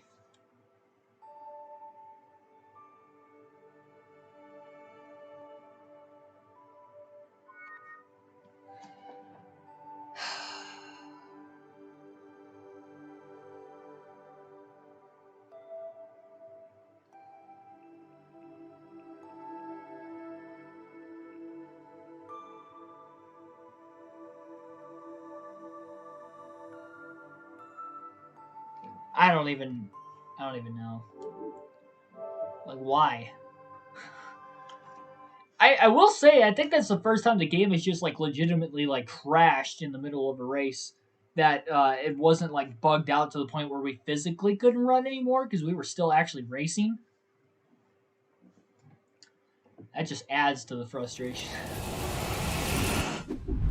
I got muted before I get copyrighted or something. That wasn't my fault. I don't even know what to do anymore. Like, we'll not know exactly where we would have cycled out of the pits there. And we still had over, I think we had just less than 250 laps to go at the time of that. So we still had a large part of the race left.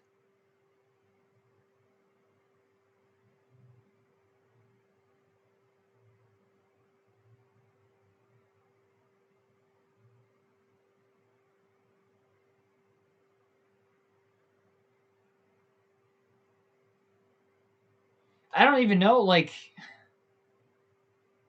part of me just wants to end it, just end the race, but then that's going to sacrifice us getting a bad finish, which we're going to lose spots in the point standings because we are in the top 10, and that's worth playoff points. I don't just want to, give up playoff points.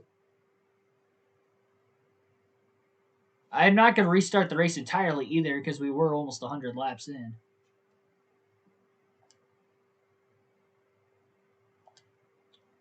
If I knock it down to 50%, that should give us a little less than 200 laps, but I think that's just what we're going to do here.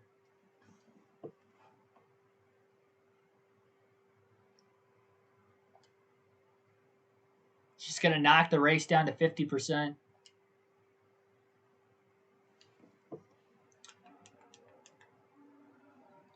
We're quote-unquote restarting it, but for obvious reasons. The game crashed and we're just going to try to pick up where we were. Now, we will be back on the lead lap, but we're also going to be at the rear of the field. And unfortunately, all the setup changes we made to the car, we're going to have to make sure we do them after the first stop. It definitely seemed to help, but now we're just going to have to be super tight out of the gate again and go from there. Definitely can't catch a break in Dean Ace. Went to Texas for the All-Star race this year. Hopefully he had a pretty good time. I've been to one All-Star race. They'll have the All-Star race again next year, so if you're from Texas, you can go back again next year. No Limits Texas to see who will be celebrating with a cowboy hat in Victory Lane. This is the first of 3 events for the round of 8.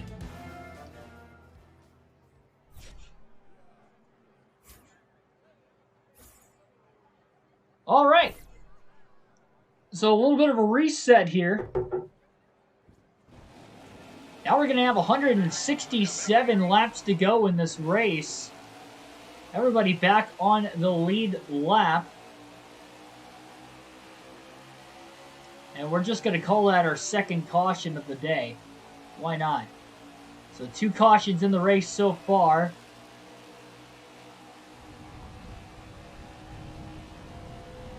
Christopher Bell just trying to pick his feet back up from underneath him. Things were ugly. They're still ugly. And now he's got less time to try and capitalize. And he's going to go right back to likely having a tight race car again. Yep, all the settings back to where they were. So all those adjustment changes we made to get the car faster, now we're just going to have to start from scratch with less time to try and make it up. The only good news is he's on the lead lap now instead of 1 lap down. But again, less time to try and overcome the odds. And this is likely going to be a 2 pit stop race to the finish from here on out. So it'll be a 2-stop race to try and make it to the end. We'll have to see if they'll be able to do this. Yeah, so 167 is the amount of laps we had with, moving it back to 50%. We did already run, we were at lap 98 right there before the game crashed. And we were 1 lap down, so probably lap 99. So lap 99, leaders were probably ahead of us, so maybe lap 100 at the most. This would be about a 267 lap race. It was scheduled for 334. That's as close as I could get. As close as I could get.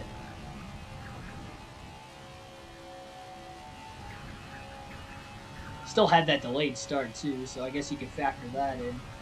Maybe it'll be about like normal.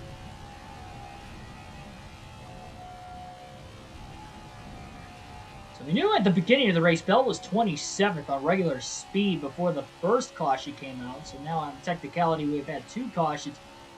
We'll see what can happen. And Martin Truex Jr. towards the back of the pack there. Tough break for Ryan Blaney, who was leading the race. He did not want to see that happen in a race where he needs to win.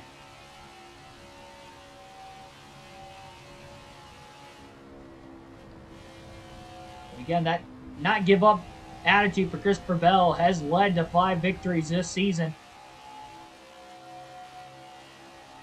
And trying to just fight through it like he did in the last mile and a half at Atlanta, where they had a 10th place finish. He fought through the adversity, got the top 10. Can he do that again today? It's like we got about 2 or 3 cars at the front of the field really pulling away. This is just a messed up pack right now. 2 and 3 wide action. Bell is really going to have to take his time trying to get through here. And he's willing to just honestly stay at the back of the pack, all things considered. A lot of blocks being thrown, a lot of lane changing down the back straightaway. Bell purposely going to go to that middle to upper groove this time in 3 and 4. He's got to be patient. I know we're getting closer to the end all of a sudden. We're almost halfway, but got to be patient. I should say, out of technicality of it being a 50% race, we are past halfway in this race. Leading with just 2 pit stops, leaving us with 2 pit stops left in the race. Bell has got to be patient. Miraculously made it this far. 3 wide and tight in front of him is Ty Dillon trying to make a pass on both Chase Briscoe, Anthony Alfredo. He did clear Briscoe, but he's still on the inside of the 38. Now, Alfredo got a better run into turn 1, cuts down in front of Ty Dillon.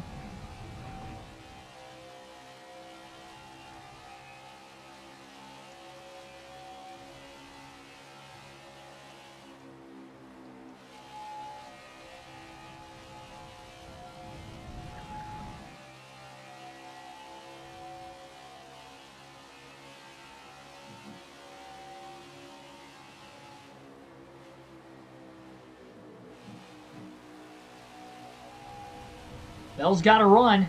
3 wide to the inside off the exit of 2.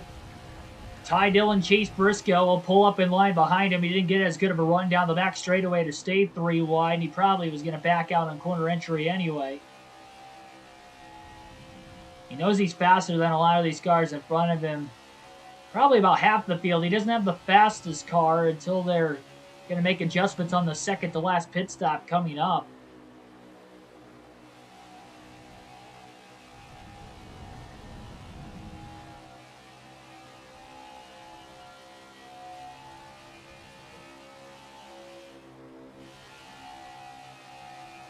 Ty Dillon kind of clipped the apron a little bit, getting into 1 and 2. That white line down on the inside. Big run off the exit of turn 4 for Christopher Bell. Look at him go. And he's inside of the 14 now. Chase Briscoe into turns 1 and 2. Briscoe crowds him a bit. A little bit of a side draft, though. Bell clears Briscoe off turn 2. He also cleared on corner entry. Ty Dillon in the 96. He's underneath the 38 of Alfredo. Getting into turns 3 and 4. Let's go back to the outside. And he'll clear Bell down the front stretch. And Bell, just like earlier in the race, seemed to be a little faster in 1 and 2 than 3 and 4. Alfredo and Briscoe got shot out of a cannon that time, pretty much the entire last lap. Still a lot of lane changing going on.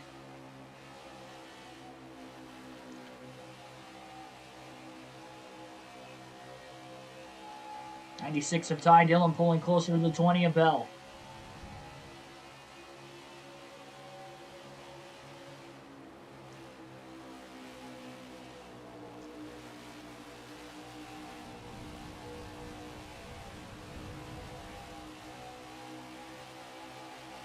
Big block down the back straightaway by Chase Briscoe.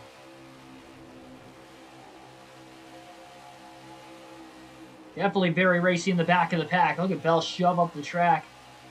Stays clear of the 96 and Ty Dillon, who's still behind him. Quinn Houff has really lost pace. And outside of Houff, all the way at the back of the pack, running in dead last right now.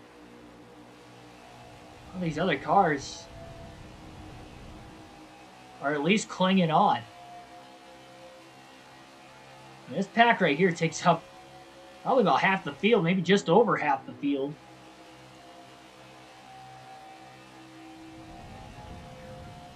Almost some contact off turn 4 between Briscoe and Kurt Busch. Very close to one another. Briscoe trying to get away from him on the front stretch. Drives it deep into 1 and 2. Ran that middle to upper groove that time. Actually had a pretty good run through the corner. Gaps Ty Dillon back behind him. Still 2 and 3 wide. Out in front.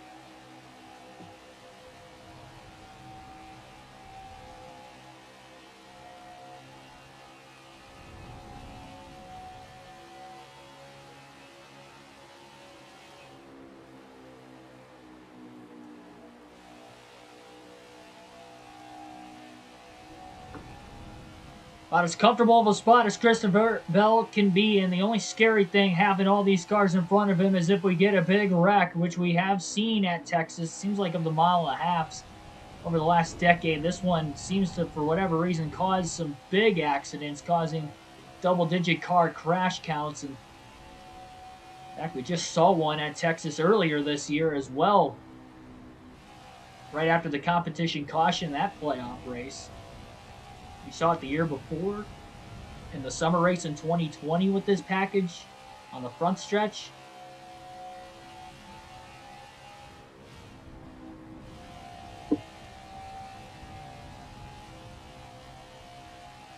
Bell trying to be smart.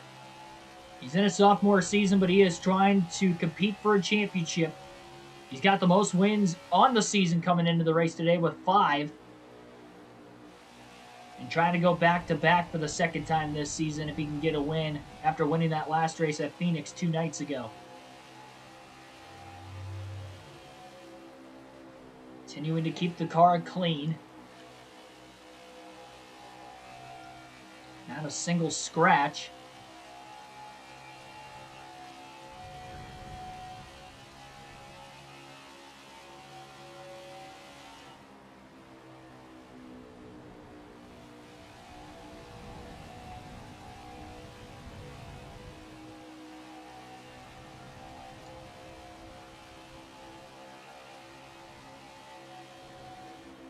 I mean, even Kurt Busch and Martin Truex Jr., who you'd have to assume have pretty fast race cars, are just not able to get their way through this. Big run off turn 4 that time for Bell as he hops to the inside of the 62. Noah Gragson, for points purposes, is in that 62 car. See if he can cling on. Ty Dillon's kind of lost the back of the pack over the last couple laps. All over the back of the one of Kurt Busch off the exit of turn 2. Tries to roll the bottom again. Bell just shoves right up the racetrack. Has to lift quite a bit. Gragson gets right back on by on the inside.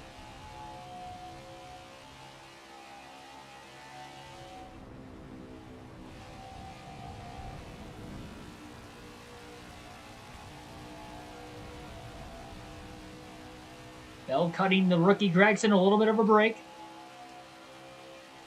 Trapped in line behind him. Again, back to the inside in turns 3 and 4. Bell not going to complete the pass that time. He is still on the inside. I think he'll be able to complete it down in turns 1 and 2, I'd have to imagine. And he will. He slides up the racetrack quite a bit. 62 into the left rear of Christopher Bell. Bell lips a little bit after the contact, trying to keep the car steady down the back straightaway. And again going way up the track in turns 3 and 4 and lets the 62 by, who barely clears him. Might be scored 38th, but he is on the lead lap, and that's the big thing that matters here, trying to come from a lap down.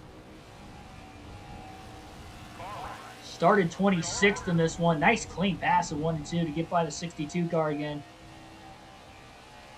or 37th on the racetrack.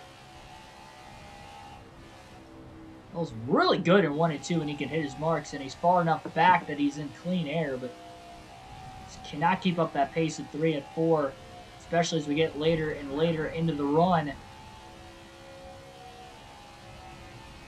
the more and more traffic, of course, that gets in front of him as well adds on to it. Bell lifts off turn 2, trying to keep it off the wall. That's something you want to do on any track off corner exit.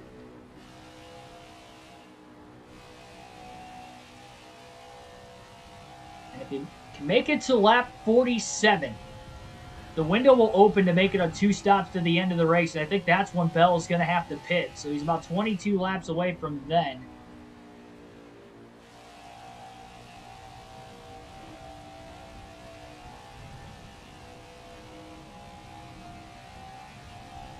Unless he just tries to stay out as long as he can, hoping for a caution. That could be a possibility as well.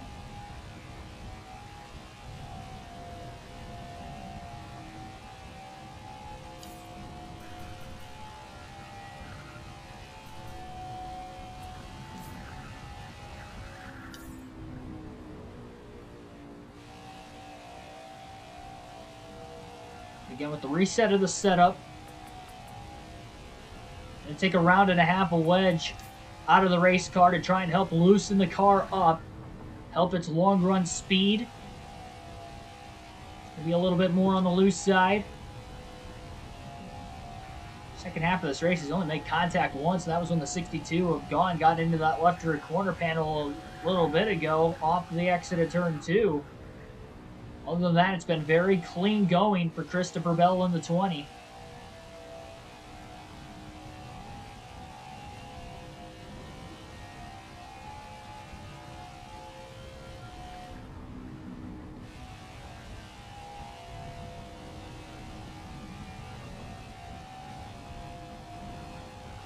I know it might not look like it to you guys, the fans watching at home, but it does seem like that backpack is slowly starting to space out. Not as much side-by-side racing and more single file, even though they're still kind of tucked bumper to bumper.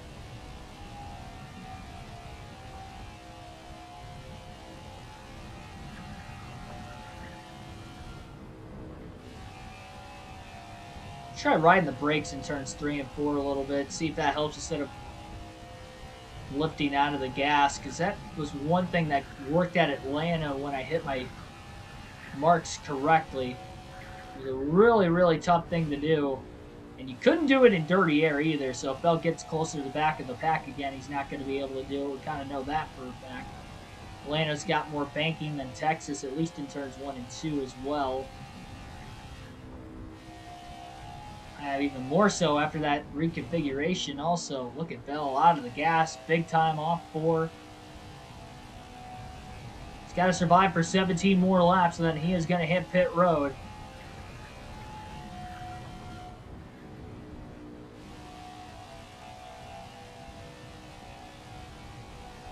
That window may open before that if he can go 65 laps into the run. It's going to be a little risky to do that though, so he's going to plan on just trying to make it 60 laps from here on out. Really tight there, 2 and 3 wide again as they bunch back together off the exit of turn 4.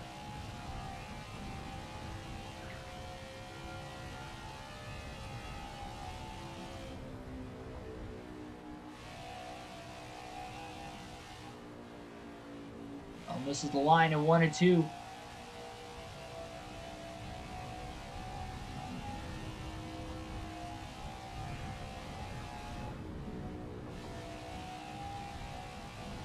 One car at the back. Josh Blaney in the 52 car was really shoving. I thought he was going to catch the left rear of Anthony Alfredo or Cody Ware in front of him. He did not.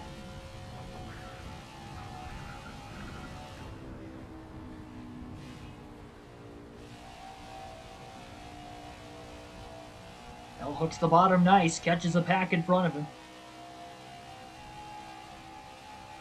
He can gain some positions on the racetrack before his pit stop. That'd be great, but I just don't see that happening. How tight the car is getting, the closer he gets to the traffic, those tight conditions with the handling of the race car is going to get worse and worse and worse, especially as this run and the laps carry on as well. And closing in turns 1 and 2. Licky, Alfredo, McLeod all on the outside. Kyle Busch fan, 18, welcome to the stream.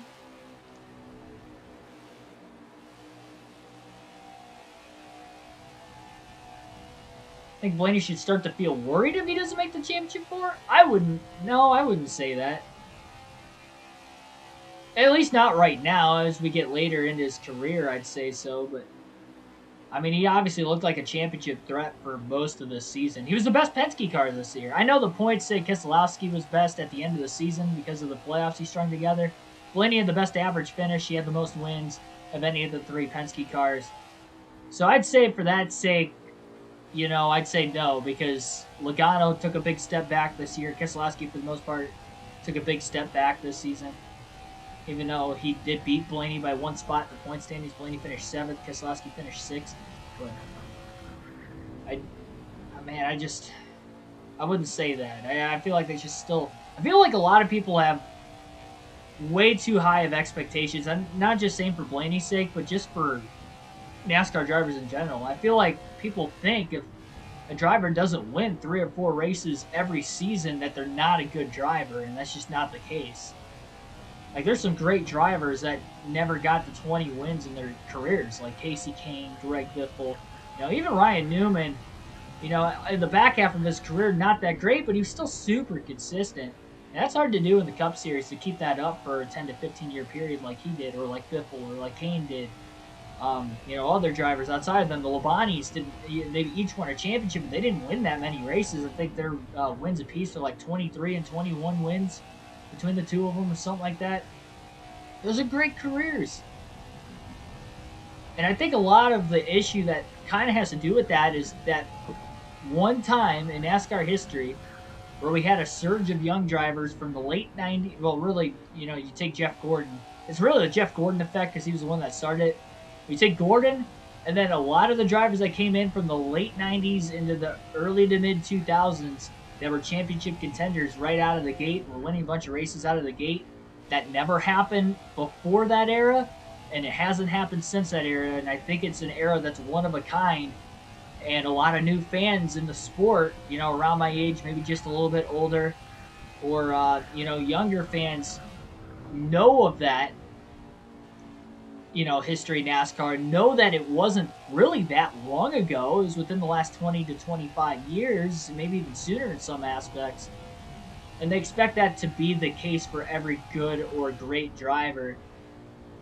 And that isn't the case. It's just not the case. And you got to figure, too, when I say young drivers, a lot of those drivers, you know, from that era, while they were young, they were also starting in the Cup Series at an older age, 24, 25, 26, or even older in some cases. And that's part of why they're as good out of the gate versus, there are some exceptions to that for sure, but most of it, you know, that was not the case. And you take a guy, you know, drivers nowadays, William Byron's a good example, even Chase Elliott. Chase Elliott, yeah, he was super consistent. It took him a little bit to get his first win. And he was a great driver before that first career win. There was so much pressure on him to get that win, and which is somewhat understandably so. But he made the round of 8 of the playoffs back-to-back years before he got his first career win. Like, that should say something right there. Like, that should say something about the consistency of how good of a driver he was before he even got that first career win. And ever since he got that first win out of the way, he's, you know, kind of clicking away. But you also got to think, too, by the time he got the first win and, you know, that first championship, he was older. He was 23, 24, you know, like, he was older. So with age comes experience, even if it's not all at the top level. And I think a lot of fans don't really, like, grasp that well. And, or at least the vocal of fans, you know. online and on the internet. And it kind of goes like that with all sports too. I feel like if you're not like a top 10 caliber player at your position in the league, then you're garbage. Like that's just like, and it's kind of that way with NASCAR. It's like if you're not a top 10 driver in NASCAR consistently, it's almost like you're bad, which is not the case. Like Eric Almirola consistently is a good driver. Is he great? No, but that's okay. He's good, and he gets the job done. Maybe not with winning races, but again, consistency. And I'd say, you know, the same goes for Blaney, even though he has some wins to show for. You don't have to. You can win one race a year, be super consistent, have this. If you win one race a year, and you have a, let's say, a 17-year NASCAR Cup Series career, and you get 17 wins in your career, I think that's deemed as a successful career. But I feel like the push to have these young drivers be, you know, great drivers, great driver so soon in their career is so much of a pressure. So much of a pressure. It's kind of hard to explain. I hope I explained it about as well as I possibly could. I don't know if you guys agree with me or not. But like the rebranding of the 60 car. I feel like they could have went with a different name. The name makes sense, obviously, with partnerships involved, but I feel like I would have to imagine that instead, the idea is just to call it, you know, RFK instead of just Roush, you know, like we would have before, because Keselowski has that big of a partnership in it. But, I mean, the logo doesn't look half bad. It's kind of simple, but it works. It'll be interesting to see how that works. Sorry about the Packers. Yeah, no problem. Meme Lord 69, welcome to the stream, by the way.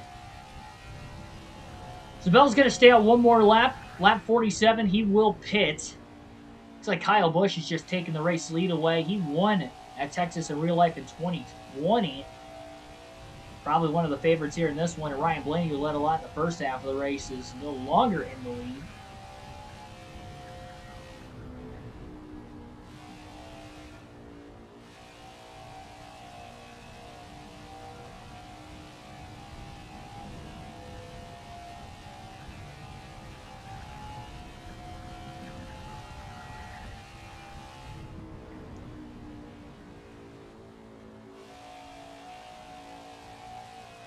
Bill's kind of catching Josh Bilicki on speed in front of him. That's not really saying much. He's going to shorten pit, try to gain some time on fresh tires this time around to the end of the fuel run. And the end of the tire stint for everybody else. The window's open to make it on 2 stops to the end of the race. And here comes Bell into the pits this time. 45 miles an hour is the pit road speed limit. And there's Bell into the pit. Oh, come on. Okay. Okay. I thought it was just going to completely skip our box for some reason. It did not. It was weird, but we got into it.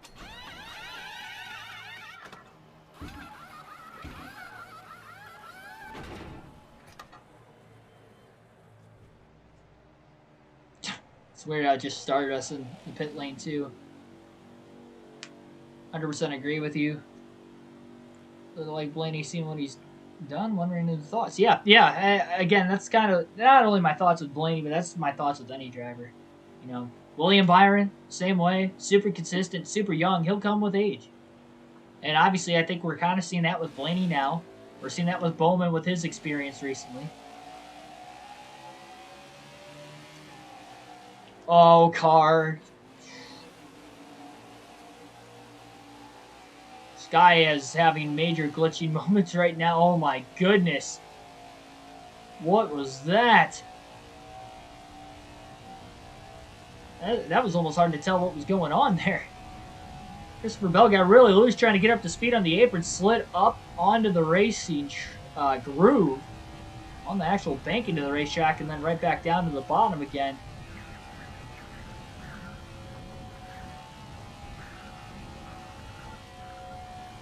So again, round and a half of wedge was taken out of the race car for Christopher Bell. That was the adjustments there.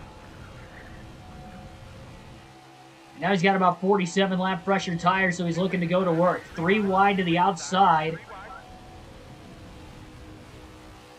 Got to be careful doing this, but he's trying to make up as much time as he can so he doesn't have to risk going a lap down. It's a pretty clean pit stop by his crew. They have one more scheduled stop the rest of the race, and that's going to be about it. Barely enough room. He had to really grip up that white line perfectly, and he did. He was feathering the throttle well enough to be able to make that move work out. So round and a half a wedge, 47 lap pressure tires, and that's why you see Bell ripping around the traffic, trying to cut as much into that lead as possible. They'll have a little bit fresher tires than Christopher Bell, but of all racetracks, it's probably the best track as far as tire fall off with the ovals go. There isn't much tire fall off at Texas. So if he has about 15 lap older tires, hopefully that won't affect him too much over the long run. So next scheduled pit stop will be with about 60 laps to go at lap 107 in this race. And it'll be a run to the checkered flag from there. Boy, a little contact to Suarez in that late dive on Christopher Bell. We're getting into turn 1, that second kink on the front stretch. It's almost kind of hard to see down the back straightaway with what's going on there. How much it's glitching.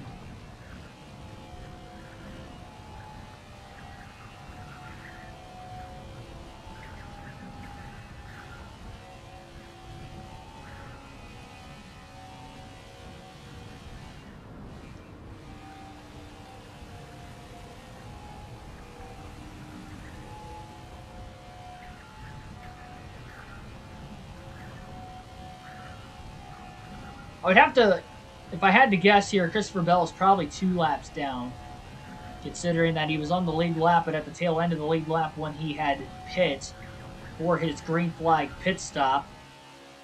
So he would have lost 1 lap, and because he was so far back, that's probably where he lost the next lap. On the high side in 1 and 2 to get around Denny Hamlin, Austin Dillon, who are both in the top 6. Major blocking going on right now. Some lap cars mixed in with lead lap cars, 3 wide in turns 3 and 4 as well. Bell rips the bottom, and he is closing in a hurry. Ryan Blaney still inside the top 5. Look at this run, 3 wide to the inside goes Bell. What a move to get by both Kyle Busch and Ryan Blaney, and he almost got squeezed by the 12 of Blaney, who came down late on corner entry. Almost completely took the line away from Bell. So Bell's got 1 of his 2 laps back there. Kyle Larson is now the leader. He is another driver without a win this season. He is the highest driver in points of ones without a win, but we've had 13 different winners, so he'd be 14th on the playoff grid. He's probably the most comfortably above on points, but again, a win locks you in, just in case he has a catastrophic fall-off in the remaining races in the regular season. We know he's not that great on super speedways. We have 1 more trip yet to Talladega before the playoffs. How will that work out for Larson?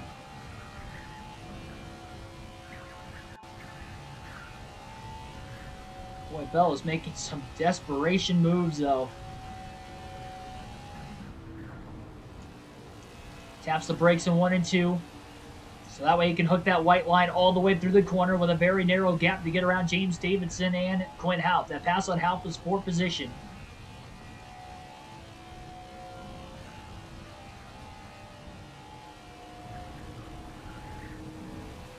Big block by Balicki on the front stretch. Bell trying to get to the inside. 3 wide right now, and he's going to stay 3 wide into turns 1 and 2. Bell clips that white line, gets a little loose, washes up the track, clears all 5 cars that were around him, and blows them away off the exit of turn 2.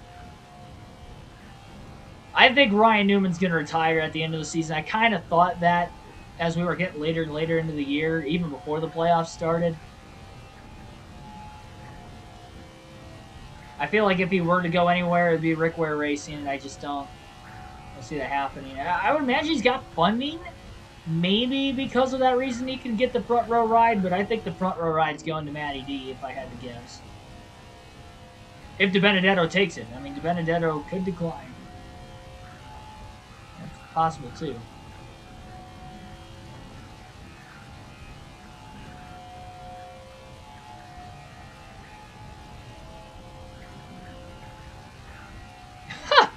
That's crazy, John. I haven't had that yet.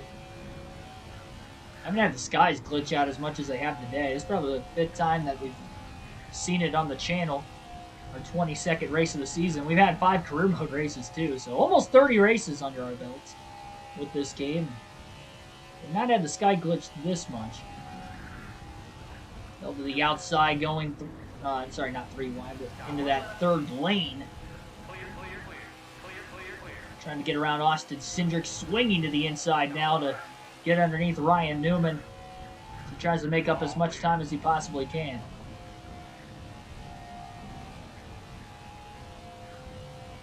We are at lap 61. They have not pit yet.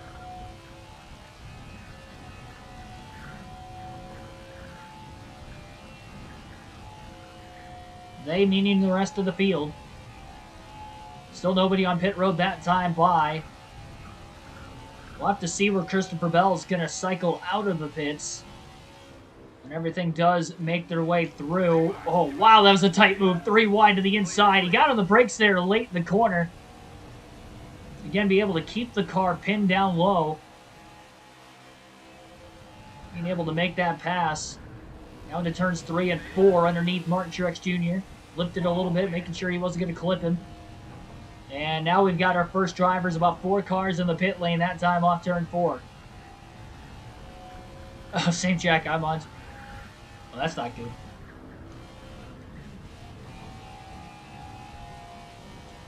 I was going to have to be very careful getting into turns 3 and 4. It's going to go to the outside again this time, probably expecting more cars to pit.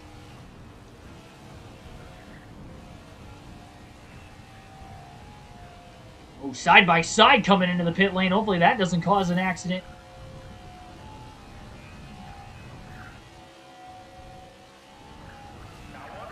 Stenhouse stayed out another lap. Bell flies around him. Napa Boy, welcome to the stream. Your home track. There you go.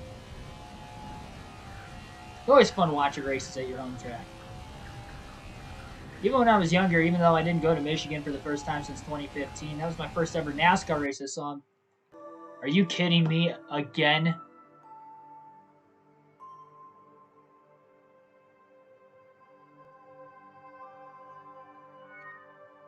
That's the 2nd time the game's crashed.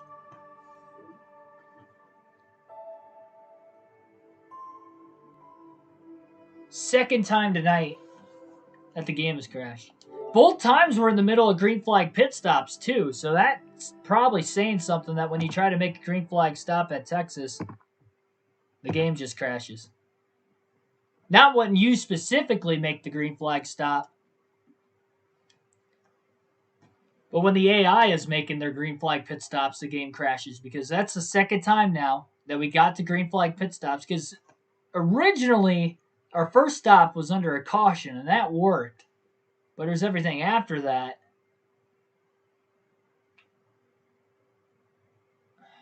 I don't know. I don't think we're going to get to the end of this race. That's the 2nd time now. We went from 100% to 50%.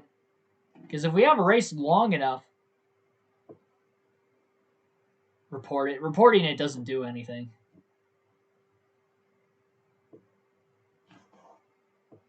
I've reported many bugs between NASCAR Heat 5 and this, and I don't think they care. I don't think they look at it. Yeah, I muted the game. The problem is if I do 50 laps, our car is so slow before we make that adjustment because there's no custom setups in the game. So we're kind of doomed. The only thing I could do is kind of change the setup before the start. I mean, that's the only thing we can do now. We're just going to have to do a 50-lap race.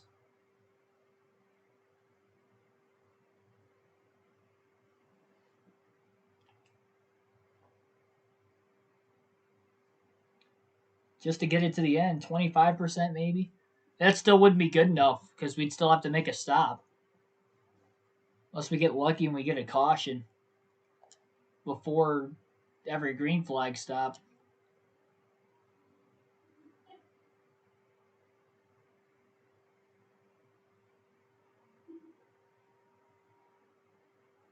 touch the PS4 if it's hot. That's probably why. I don't think so, because earlier in this race, we got to the first set of green flag pit stops and it crashed. And now we were in green flag pit stops that time around and it crashed. So it's like every time we try to cycle through green flag pit stops, it crashes. We're just going to go random position. 15%. Not sure how long the race would be that way.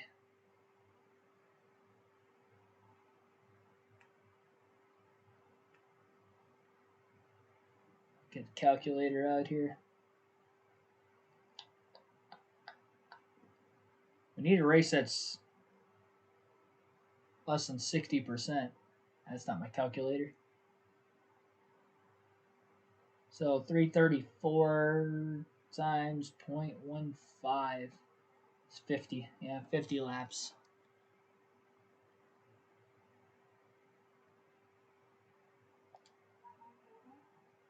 I mean, this is going to cost us with our finish, though. We're not fast.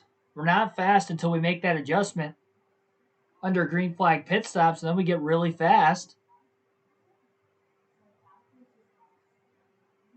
Chogan 10, welcome to the stream. C Hogan 10. It might be Chogan. It's probably not. C Hogan, welcome to the stream. Well, it looks like we're going to have 50 to go following our third caution of the race today. Second, because of the blue screen of death with the game crashing. It's ridiculous.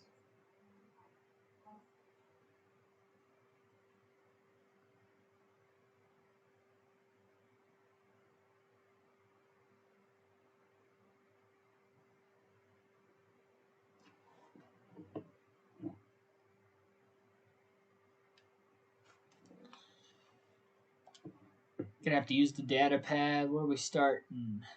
Probably at the back anyway. 28th. So Bell's gonna be 28th on the restart. Now we got no more pit stops left in this race.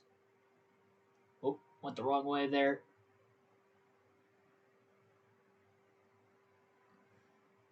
I feel like that's gonna be way too loose. We'll go with this setup and hope it's the best. All we can hope for from here on out.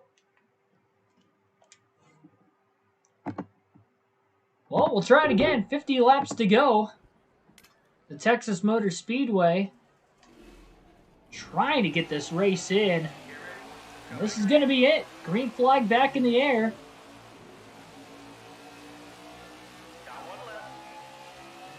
Trying to make it to the end as Bell's going to be able to get down to the inside, and hopefully he's got a race car capable enough to not get super tight. It's going to be tough in traffic. All the strategy he tried to play out, all the pit stops to try and make the car better, it doesn't matter unless we get a caution. It's the only way he's going to pit from now to the end of the race and make adjustments to the race car.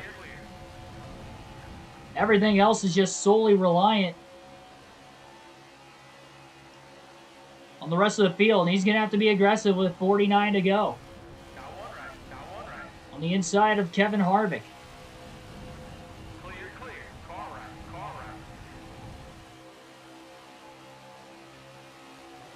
And most importantly, who's going to win this race?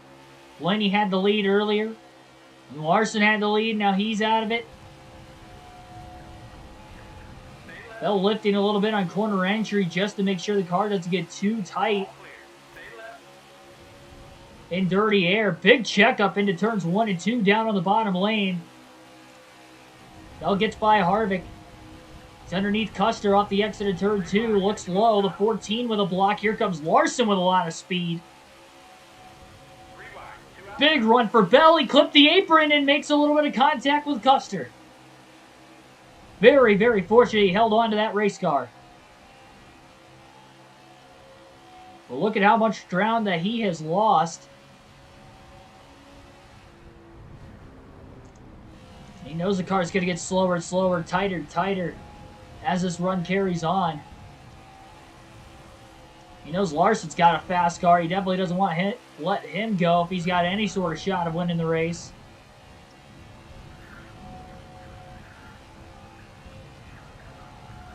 Almirola to the inside of Larson in 3 and 4.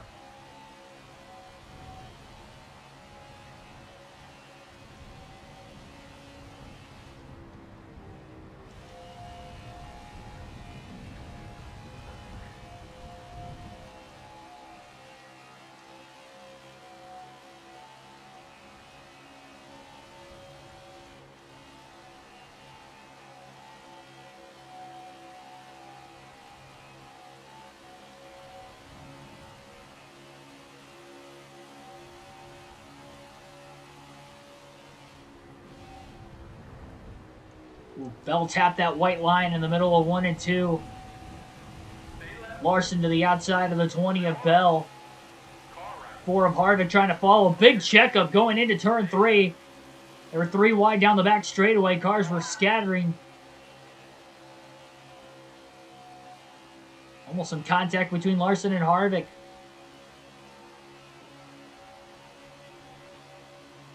Bell's kind of hoping for a caution before the end of this race if he's going to want a shot to win. Or even have a really, really solid finish. 3 wide down the backstretch. Will they give him room into turn 3? Nope, he got pitched off by Kyle Larson. Had to lift to let him in. And with lifting, Almirola gets by now on the outside. Bell back to 31st. This is just not looking good for him. Wasn't looking great to start, but then it was starting to look a little bit better. Now he makes a little bit of contact with Larson in the middle of 1 and 2. Somehow didn't actually get too loose. Almost helped turn the car in the dirty air. Harvick gets blocked big time by his teammate Briscoe. 3 wide down the backstretch between the 43 and the 20, splitting the 52 of Balicki. They clear him into turn 3. But even by cars that would typically run mid-pack, Bell's just getting blown right around.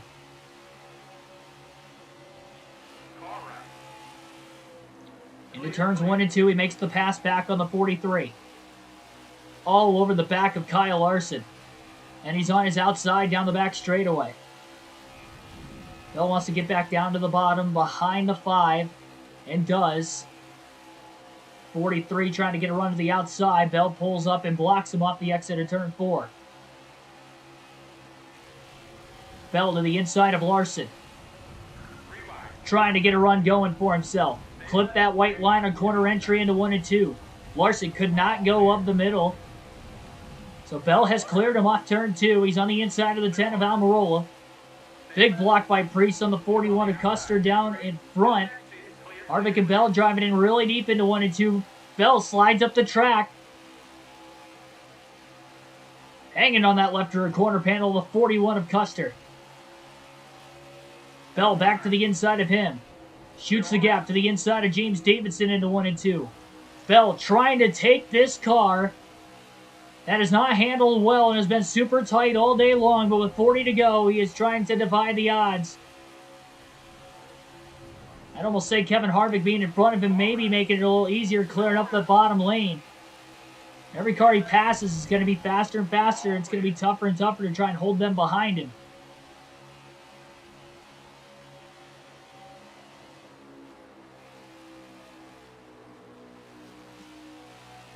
Bell in 1 and 2. Back to the inside again of Chase Briscoe. Falls in line behind him instead down the back straightaway. Trying to get the draft behind the 14. Drives it deep into 1 and 2, but the car is already starting to get tight just 12 laps into the run as you see it walking up the racetrack. He's going to have to start lifting more and more as this run carries forward. Big bump to the back of the 14. Gave him a shot down the front stretch. 3 wide now the inside of Haley. Contact is made. Contact is made as they were 3 wide and 1 and 2. They barely made it. Bell very fortunate his car did not turn around on him. Oh, he overdrove 3 and 4 now. Dirty air not going to help. Side-by-side traffic behind him allowed for nobody to get a run to the inside of Bell. Look at how much ground Christopher Bell lost, though. And again, trying to get it back in turns 1 and 2. He's got to run. to the outside of Justin Haley. I don't think this outside lane's going to work too well. In turns 3 and 4. Was willing to stay committed with it. Maybe that'll give him a little bit more of a run down the front stretch to maybe get around Haley this time. Has a run to the inside of him. Big run into turns 1 and 2 to the inside of the 14 of Chase Briscoe. Cody Ware lodged in front of the 20 of Bell right now. Bell trying to get to the inside and does. 3 wide down the back straightaway. Will he have room into turn 3? He gets tight, but he does clear the 51 who got out of the gas and let him go. Clear high. What a big 3 wide bold pass into turn 3 for Bell. Massive run into 1 and 2. Oh, he tapped the white line, and he taps the 99 of Suarez. And even with the contact, he still clears Daniel Suarez. Bell is being very, very risky. But it's almost kind of paying off. He clears Balicki off the exit of 4. Bell has willed this race car to the top 20. As far up in the running order as he has been all day long.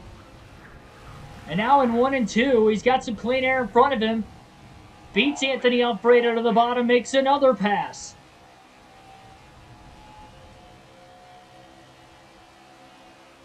All things considered, with the raceability in the race car, Bell looking to pull off an upset. He does not have the fastest car. And again, it's only a matter of time for the car gets super tight in this run. But how much tighter is it going to be, say, versus the rest of the field as he makes another pass for 18th on Ross Chastain in 1 and 2. Definitely the area of the racetrack where Bell gains the most is 1 and 2. 3 and 4. Not quite as fast there. Those faster cars, Harvick, Larson, that are behind him. Still having to get through a lot more traffic than what Bell has already made his way around. I want to see you guys down in the comment section predict where Bell's going to finish at the end of this race today. It didn't look like he had any shot of a top 10. We knew what was going to happen these final 50 laps with the car getting tight. And there it goes, up the track big time. He wasn't in that big of dirty air either. Wasn't that close behind the 23 of Wallace. He's just really tight at that end of the track. He's just trying to hold on for dear life. He lost a lot of momentum. Down into turns 1 and 2, he's able to pull away from Chastain a little more. Side by side between Stenhouse and Wallace right now for 16th. That'll slow them up down the back straightaway.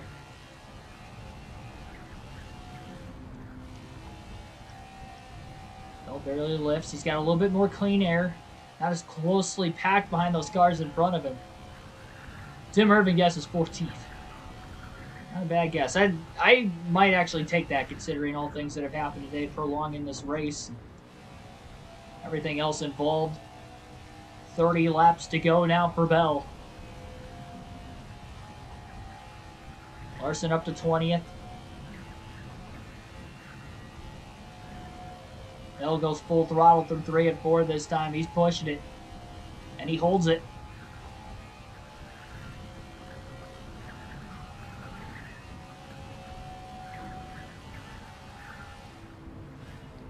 Can't really tell if he's actually closing in on those cars ahead of him or not. Oh, he got back in the gas too soon off turn 2, and he had to lift a little.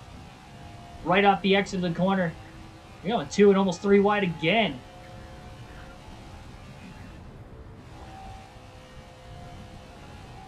Larson's definitely closing in on the back of the 20. So is Harvick. Harvick now the 21st. They're going to have to get around Chastain as well.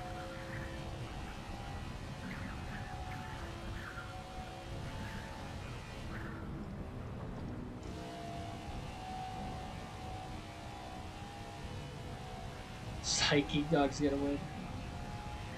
If we get a caution, I think Bell's got to pit under the yellow. The problem is if we get a caution also, we may lose a lap knowing this game.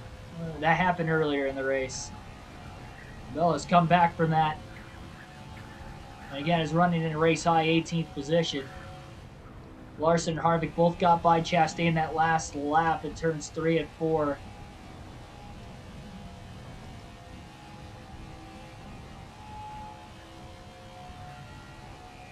Bell's definitely closing in on those cars up ahead of him.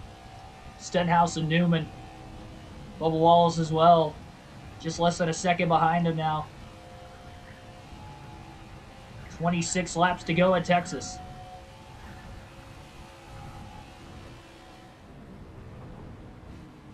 Larson and Harvick close in turns 1 and 2. They're actually side by side. That might stall each other back a little bit. Harvick on the inside, Larson on the outside.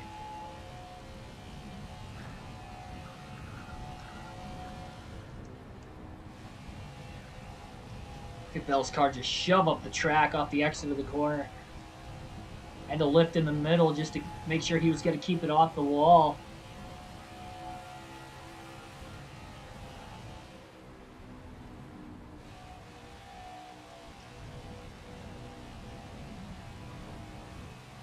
Not bad in 1 and 2, but he's definitely not faster than Harvick and Larson, who are behind him still. Bell with a block on Harvick. Lifted quite a bit.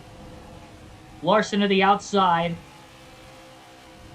Side by side with Christopher Bell on the front stretch. Gonna pull clear. Bell back to the bottom. Clips that white line. Slides up. Clears the 5. But now here comes Harvick. Oh, and Harvick doors Christopher Bell! Bell has a blown tire. Are you kidding me?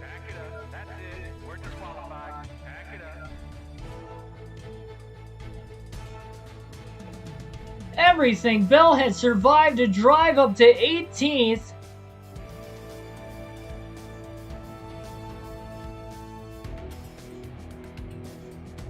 Harvick gets underneath him.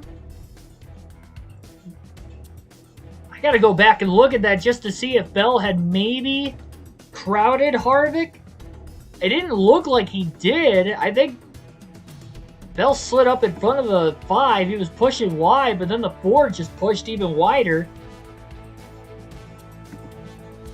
And once Bell hit the wall, Larson clipped the left rear corner panel of Bell. Kind of a chain reaction moment. He spins the inside, and then of all things after that, instead of getting a caution, we get disqualified. And Bell, after all of it, will still end up finishing last.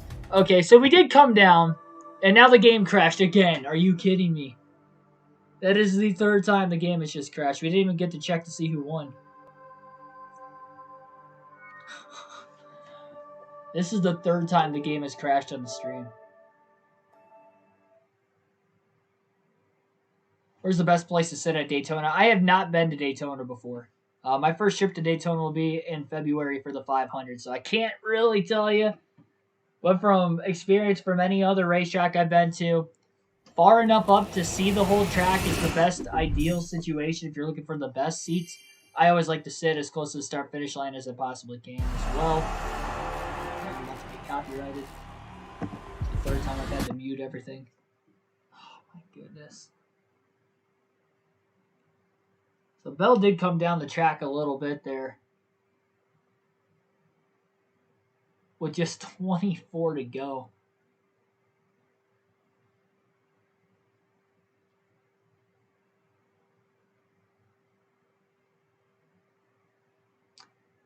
It's that kind of a night. That kind of a race.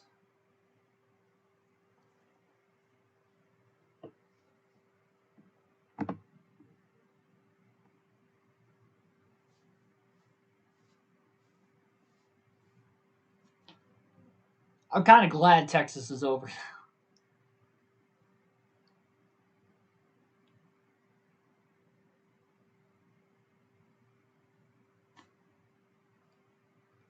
Bell was aggressive in the second half of the race and it was actually working out for him. And I don't even think it was the aggressiveness that had him getting that wreck. The car was kind of getting tighter. Whoops. The car was getting tighter over the run, so when he tried to pull that slide job off on Larson, he cleared him cleanly. It just got really tight.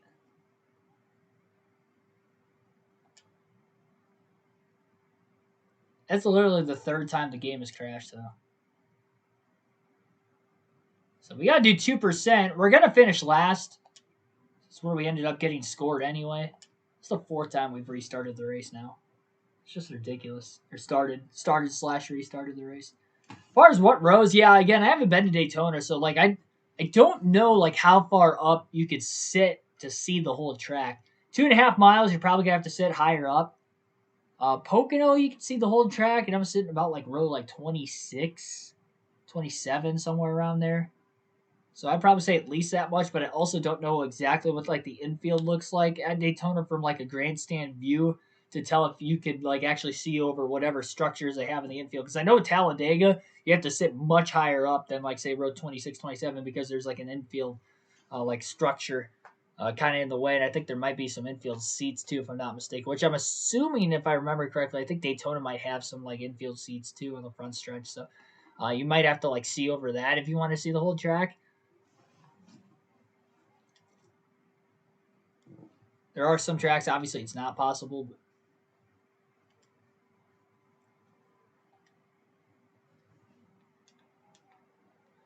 well, that is a tough break, and it looks like Christopher Bell again will not go back to back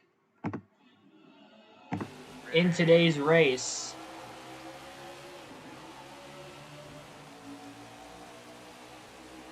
Seven laps to decide the winner at the Texas Motor Speedway.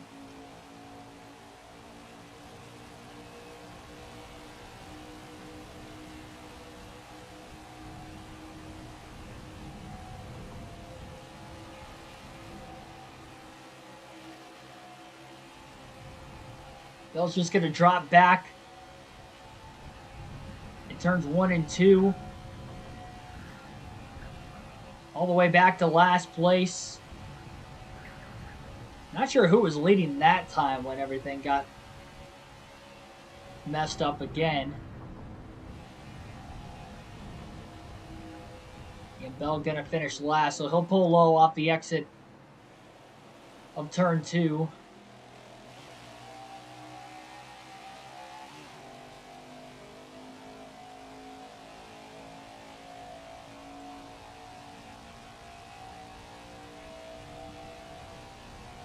Pause the game for a quick second, get the chat on there.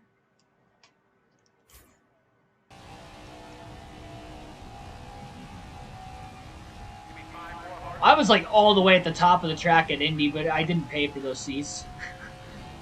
It was pretty empty, so I just kind of like went up there.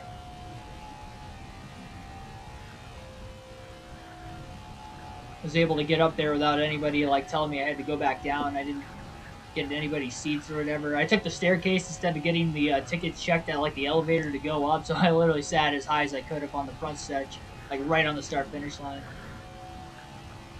I would imagine those seats were pretty expensive, but you can't see the whole track at Indy though, just because of how much grandstand seating they have on the front stretch. That's like the only oval I can think of you can't see the whole track from NBC.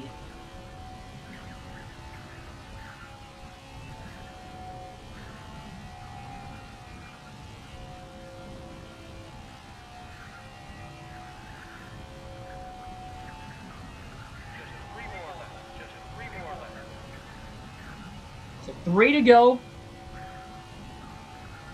And Bell will have a last place finish. It's an unfortunate circumstance that one led to another. All the adversity and not giving up that he faced. A crash knocked him out of it with 24 laps to go.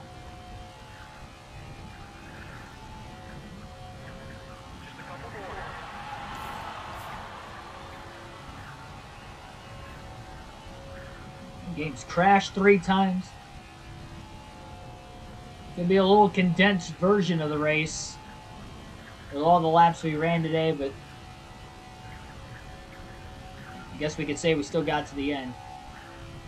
Tomorrow night's live stream will be at 6 p.m. Eastern Standard Time on the channel. It will be another race of this custom schedule season, and it will be at the Watkins Glen International for the Go Bowling at the Glen. Again, 6 p.m. Eastern Standard start time for that one.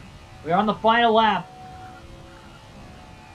at the Texas Motor Speedway in this 500-mile race. Bell's mile-and-a-half awful luck streak continues. He's DNF'd in 4 of the 5-mile-and-a-halves this year. The only one he finished at Atlanta, did get a top 10, finished 10th. The rough season continues for Bell. Oh man, they're piling up at the finish over there.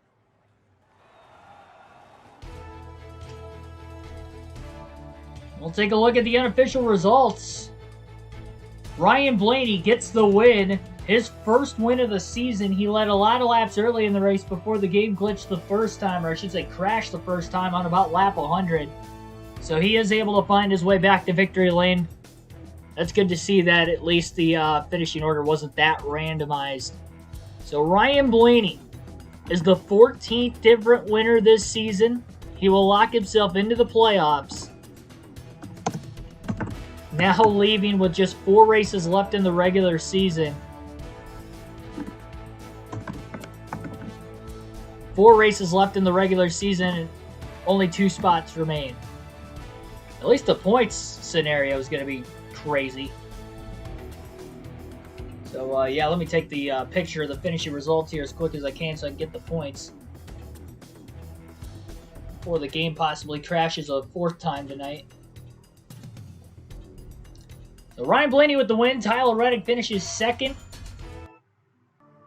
Oh my gosh. Are you kidding me? What is going on with this?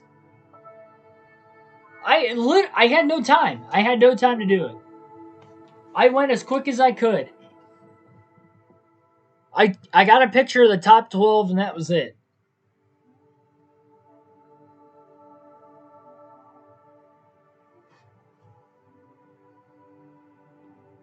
You have like 30 seconds for me to take a picture of the entire finishing results. The problem is if I go back through there and do it again, I guarantee Blaney's not going to win. And a lot of those same positions in the top 12 are probably not going to be the same either. Highly doubt it.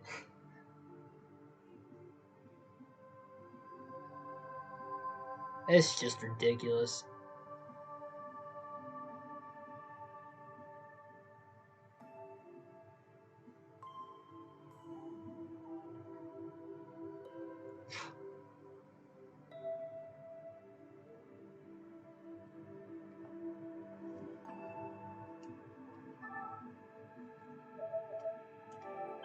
Yeah.